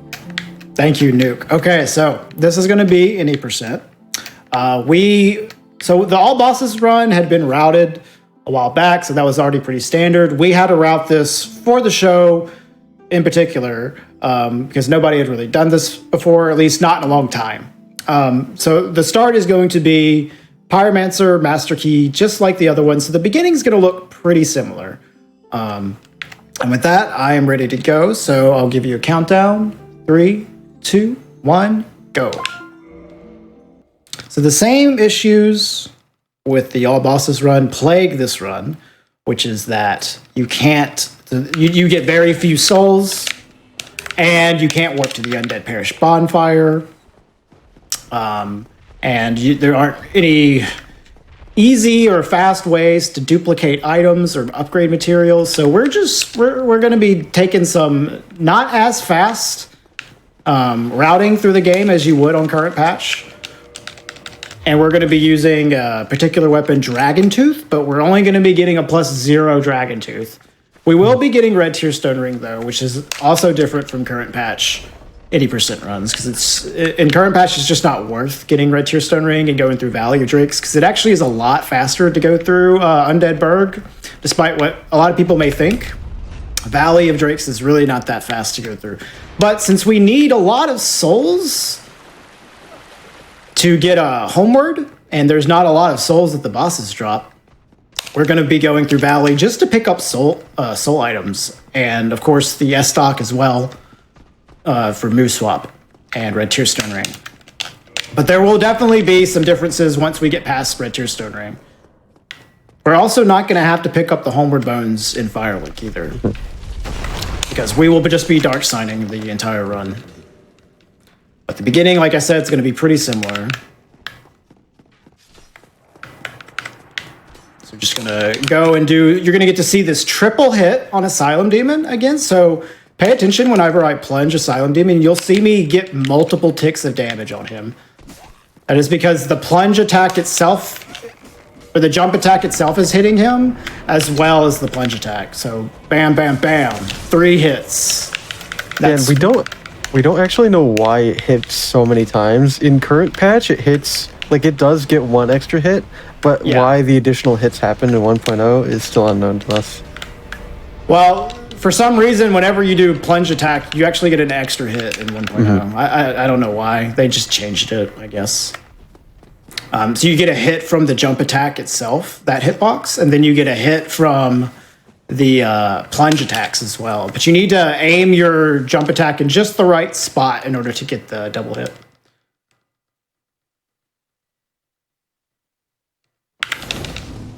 All right, so we won't be getting bones because we don't need them. We're just going straight to New Londo Ruins and grabbing the same collection of soul items that we were getting earlier. More elevators. A lot of elevators in these runs. Go ahead and equip my dark side here. And set this thing back up for later.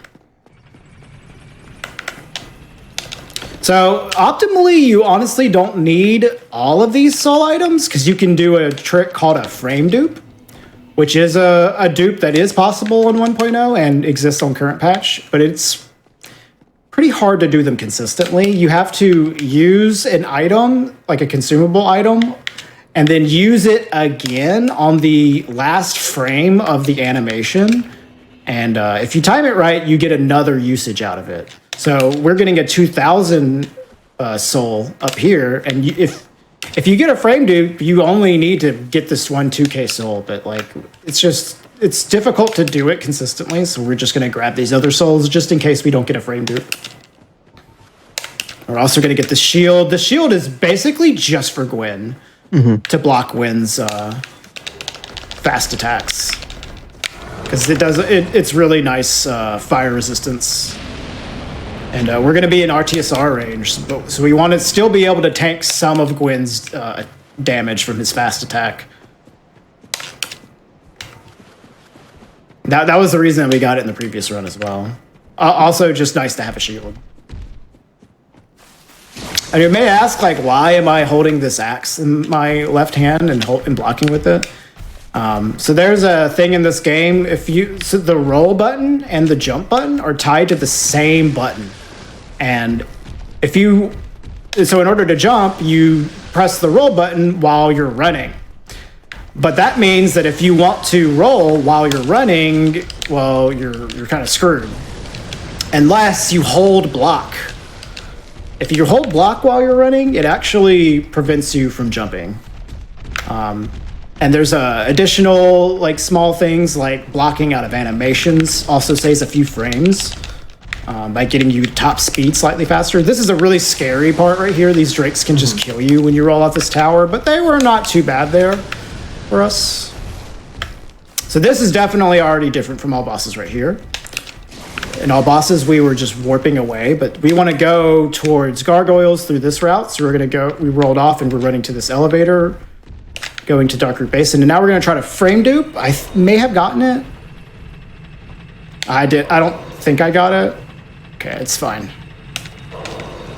So now we are going to kill this Black Knight up here after getting the Grasscrest shield, but we're not killing it for the weapon that he drops. In fact, because of how the item drops work in this game in 1.0, whenever he falls off to his death, the item won't go straight to our inventory anyways.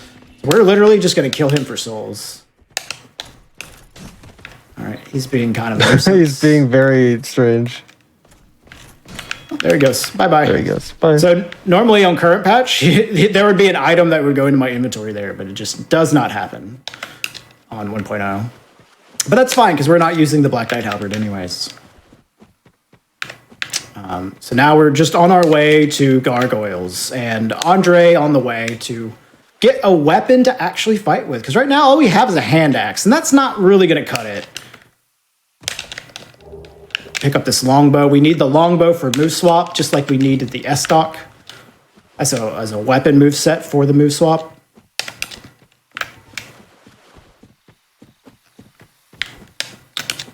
And it's interesting. Usually, in routes that take Valley, you would kill that lizard there, but we're actually not even using running past him. We're not using a twinkling weapon, so we're just running right past it. Let it live for once. Yeah. Save the animals.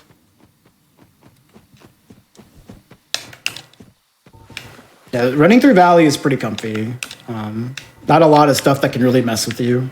There's a few things that can be scary, but it's not too bad in general.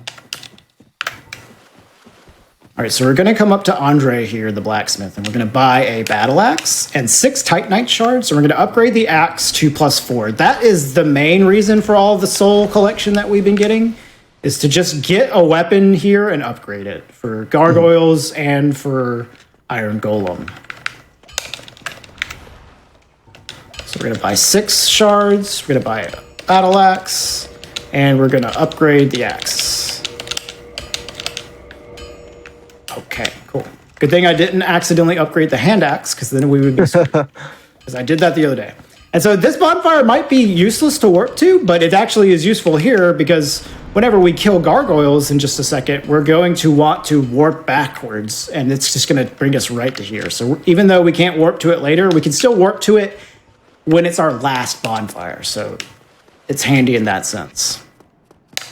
And we are going to be doing Sen's Gate skip in a little bit after gargoyles. Yes. But that raises the question, why are we killing gargoyles in the first place if we're just doing, like, what is the reasoning behind it? Well, we have to access Firelink Altar in some capacity. And the fastest way to do that is via ringing both Bells of Awakening. Yes. By ringing the one after gargoyles and Quaitlog.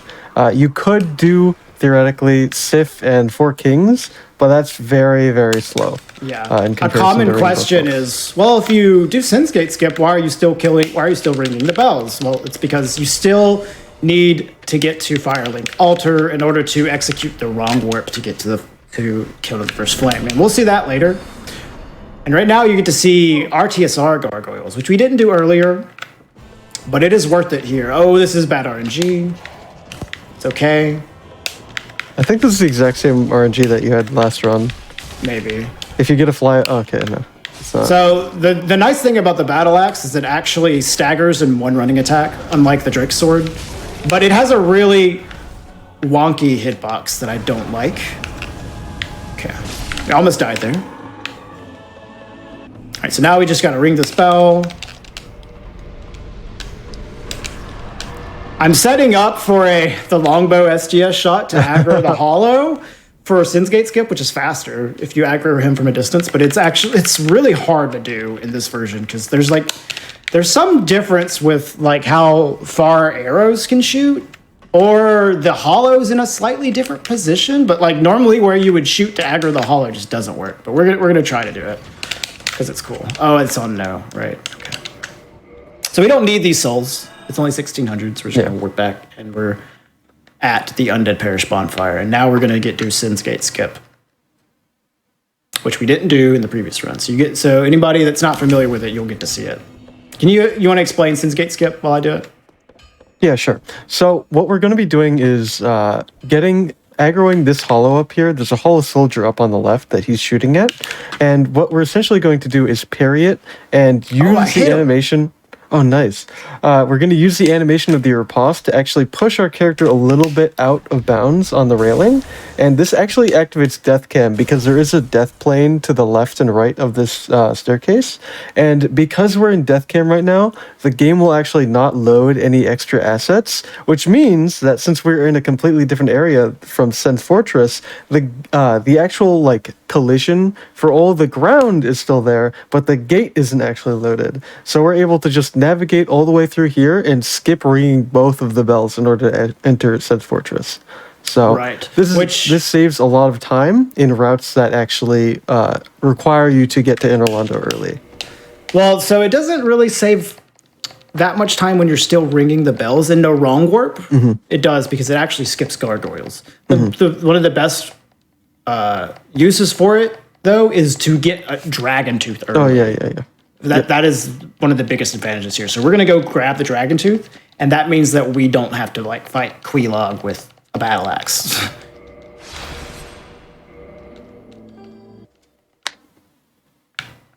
And a wrong warp Sin's Gate skip saves a lot of time because you just completely skip an entire boss.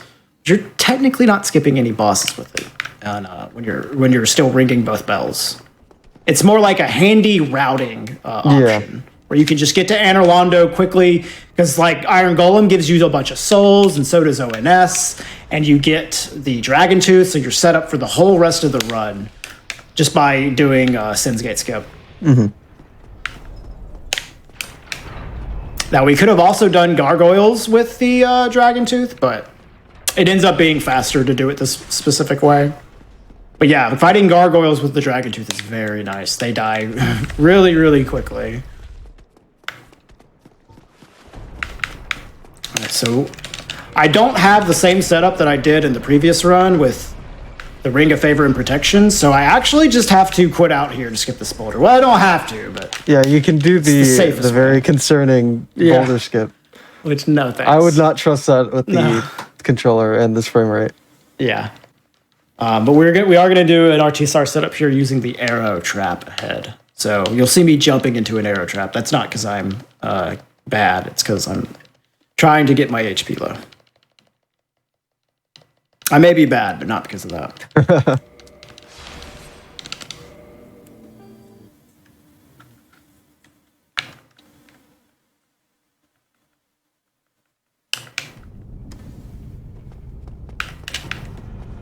So here it is. Oh, nice. The texture's loaded in for the arrows. Yeah, they weren't red last run either. Yeah. I think it's the first time you do a run. Oh, Like yeah. the textures just don't load in, so those arrows coming out will just be like glowing red. It looks really weird. Just completely missing a texture. Yeah. It looks very jarring. All right, so we don't have to worry too much about the guy throwing bombs at us now because we're not going to be picking up these large shards, so we're just sprinting straight through.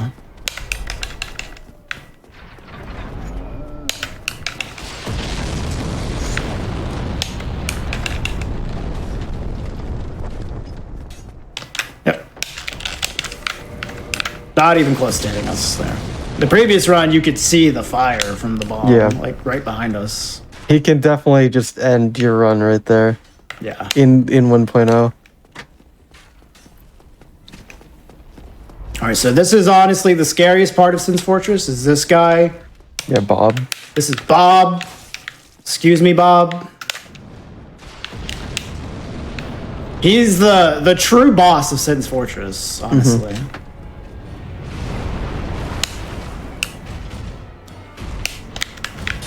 Oh, I missed it.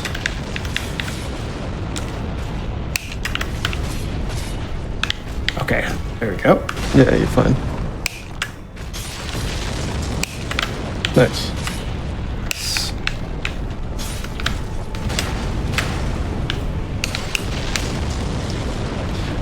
I'm just gonna wait this out. This Yeah, he also fire throws. is Yeah, he throws so the much firebomb further in back. in a completely different location. Yeah, on current patch, that fire that's guarding the ring from the bombs he's throwing, it's way further out. And normally what you can do is you can just roll and toggle through it, and that escapes the stagger by toggling. And then you can just run to the little circle and you're fine. But like, there's not really much advantage of it when it's so close to the ring anyways. Oh, I am going to actually take this bonfire. Yeah, just for you safety. should definitely do Because like normally you wouldn't need to take this, but since it's... If I die, I go all the way back to Undead Parish, so just for safety, we're going to rest here. And I might as well level up.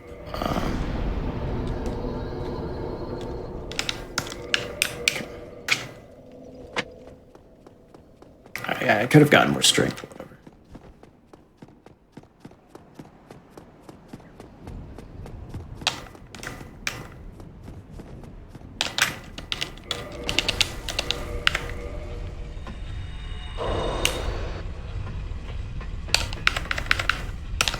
All right, this is going to be another trip through Anorlando. One of the most- Hopefully, you don't miss any of these jumps again. Yeah, I'm taking them a little carefully. I fell off like multiple times last run. This is simultaneously one of the most concerning and boring parts of the run. It's amazing how this place can be so dangerous and boring at the same time. It's just a lot of running. It is, and a lot of running and enemies throwing stuff at your back the whole time.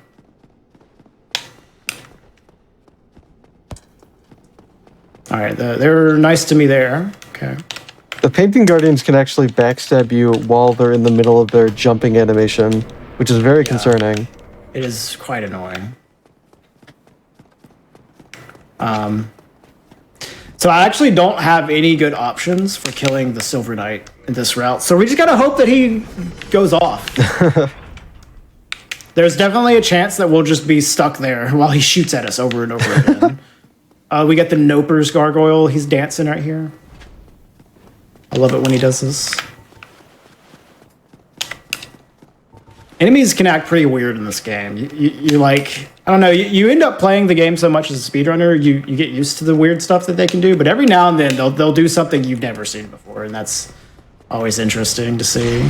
Like occasionally when you pull that spiral staircase down, as Regal just did, sometimes Painting Guardians will run out and get stuck above the ceiling. Yeah. It looks insanely goofy. Yeah. Okay, I need to listen for a second.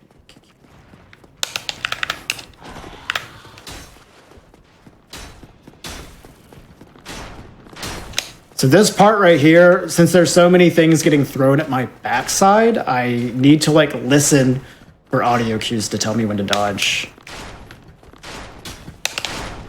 Okay, he looks like he's gonna go off. All right, he was nice. Nice. Sometimes this guy will just not drop his bow and switch to the shield or switch to the sword. And so you'll just be waiting for him to switch so you can bait him off. And there's usually a backup like strategy for him, but there really isn't for this route, which is annoying. So luckily he just went off. All right, so I'm gonna level up 27 strength here to use the Dragon Tooth. I'm gonna go grab that real quick.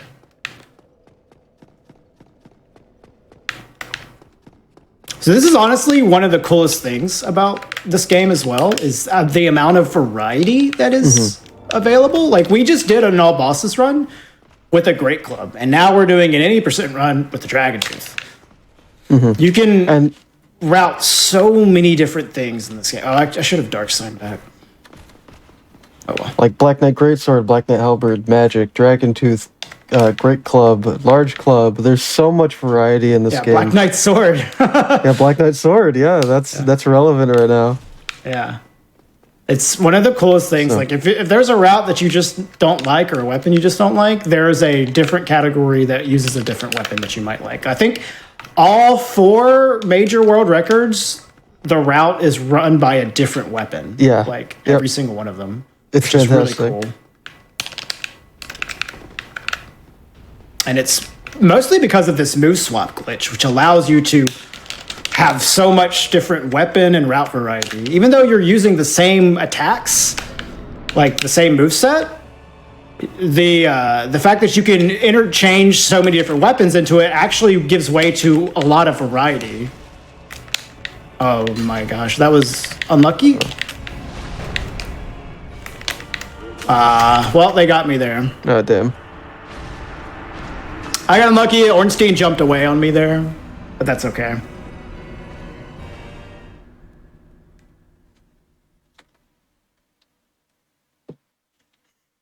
Yeah, ONS is definitely the most random boss fight that you'll fight in most runs. Yeah, there's just a chance that you'll die to them. Always. I shouldn't have gone for that last attack. It was a little risky. But I mostly just got unlucky that he jumped away on me.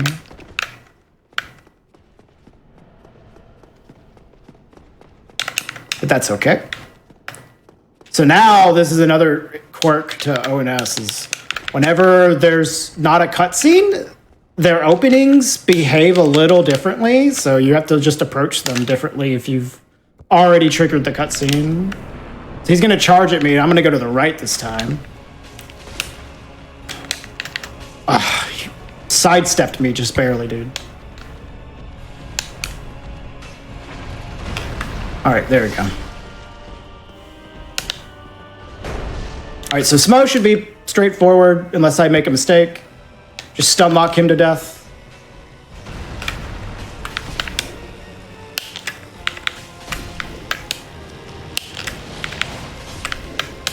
Very nice damage.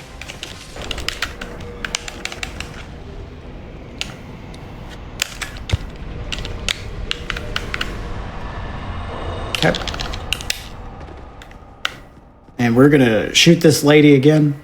Interestingly enough, she has 2 HP, and the fact that we're in RTSR range is the only way we can actually kill her, because we can't wield our bow right now. So 2 damage is enough to kill her, though. Mm-hmm. She doesn't have 1 HP, she has 2. All right, so we're gonna level up Vitality here, literally just to set up RTSR for Gwen. And then warp to Firelink, and we're gonna go and take out Quelaag, but first we're gonna take a stop by our good friend Petrus, who's gonna sell us Homeward, and we're gonna use Homeward to Wrong Warp, much like we were doing in the All Bosses run. Except in this run, Homeward Wrong Warp is going to skip a lot of stuff. So normally in this game, you would, like without glitches, like a casual playthrough, in order to finish the game, you would need to go, first you need to go and kill gargoyles and Quelaag, ring the bells, then go to Ornstein and Smo and get the Lord Vessel. And then collect the 4 Lord Souls. You would go kill all the main Lord Soul bosses, all 4 of them, and then you'd be able to go to the final area in the game.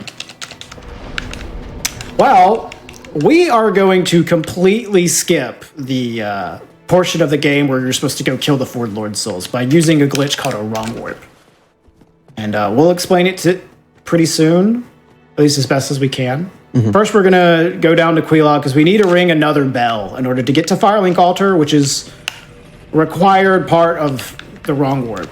Or at least to do it the fastest. Like QQ said earlier, you could kill Sif and 4 Kings in order to get to Firelink Altar, but this just ends up being a lot faster. Ringing the bells. So, like, the whole run is basically for any percent. No matter what route you're really doing is ring the bells, kill ONS, get homeward, and then wrong warp to the end of the game. And there's a lot of different ways you can accomplish that with your routing, but that is the gist of it. And we've killed ONS, we rang 1 bell, we have homeward, now we just need to ring 1 more bell, and then we're good to go. Here's some cool Blighttown parkour. It's pretty old, but it always looks cool. And you'll see, like, Blighttown isn't lagging that bad, but it is a little laggy. The laggy part is when you look backwards through Blighttown, like, this is so bad, dude. Like where all the textures are up top. Yeah, like when you turn your camera around, then it gets really awful. He's gonna throw a boulder at me. Okay. All right. We're gonna get ready to move swap. So doing this with the Dragon Tooth is gonna make this fight a lot faster than it would have been with the Battle Axe +4, that's for sure. Taking a little slope damage there, which is a neat trick you can do on this little part. Just run into the slope for long enough and it thinks that you're taking fall damage. Use that to take a little bit of extra damage here. And hopefully the poison will get us within our TSR range pretty soon. I think you'll do like 1 or 2 running attacks without it. Yeah. Yep, 2. And she's dead. Nice. Quick fight. And now we're on our way to the end. And do you want to help me explain Homeward Wrong Warp? Yeah, sure. So Homeward Wrong Warps were discovered a couple of years ago at this point. But essentially what they allow you to do is trick the game into sending you to the default location of the last bonfire that you actually rested at. And what we're actually going to be doing is going to Firelink Altar, like below Frampt, resting at the Lord Vessel, and then going to a different bonfire, and then performing the Homeward Wrong Warp.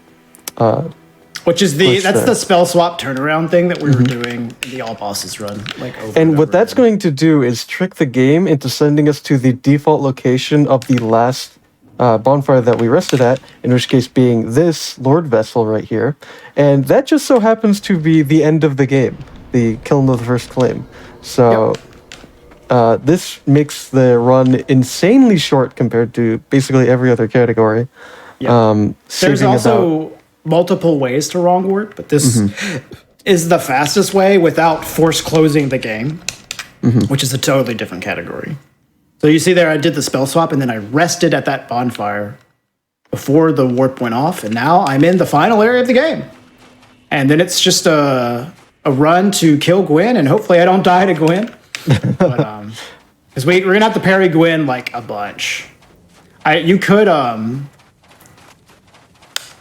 move swap fight him. You could move swap fight him, but as I was saying earlier, yeah, it's pretty. It's move pretty swapping concerning. him in this patch is really awful because he'll instantly turn and hit you even when you stagger him. So we're gonna just parry him a bunch of times, and hopefully I don't mess up Because like I was saying earlier, you can't parry with your shield up. So I have to like really concentrate on these parries because it goes totally against my muscle memory. But I've been successful with it so far in practice.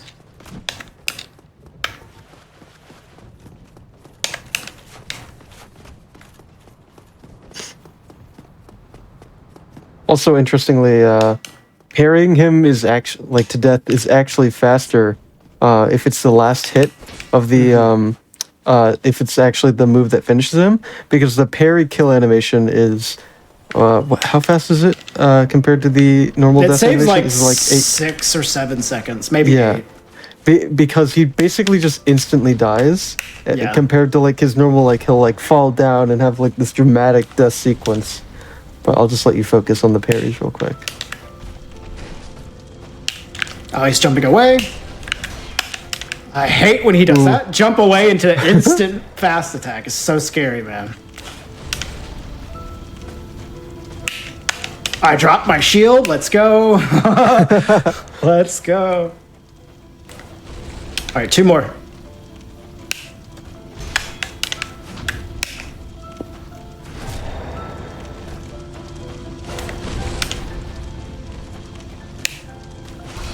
No! He didn't do the follow. Oh, he did Okay, single. all right. Thank God. Okay, that's scary. when he does that. you might have died to chip damage. I'm not sure. And that's the final boss. You see how he died instantly there? Yeah, you And that defeated. is time. Cool. GG. Thank you. Let's check the in-game time. Always got to check.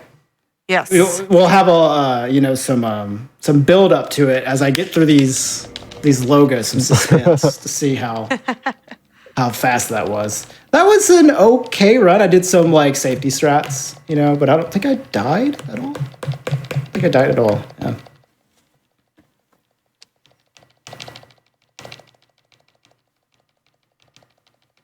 I'm gonna guess 27. Yeah, that sounds about right.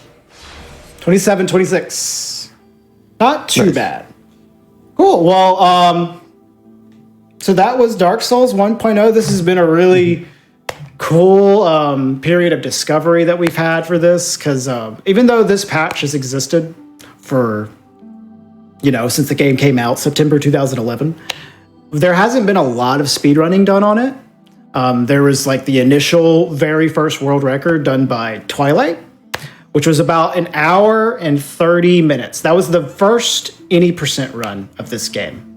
When the game first came out, it was like a couple weeks after the game came out. And since then, there really hasn't been any activity in exploring this patch of the game. And rediscovering it has been a really interesting process that the community went through over the last few months. So I want to give a shout out to all the people that were involved in all the technical behind the scenes routing and glitch hunting. Capitane, Nax, QQ, thanks for being here, by the way. No problem. Kamol, Androv, and everybody else and the whole community, thanks for participating in this. It's been a really cool experience, just rediscovering what the game was like when it first came out and taking this trip down memory lane. Because I played this game on this patch for my very first playthrough. And I remember it being super duper hard, and then going back and playing it years later, it's like, man, this game seems so much easier than it used to be. And then you go back and play this version, it's like, oh, this is why it's so much easier, because this is very different. But yeah, that was any percent. That was all bosses. I hope you guys enjoyed the run. Follow me at twitch.tv/Regal and QQ as well. Twitch.tv/QQ. Thank you. Thank you so much for helping me commentate. And thank No you for problem, having us, Nuke. Yeah, thank you for coming on. I just wanted to ask a quick question sure. before I let you go.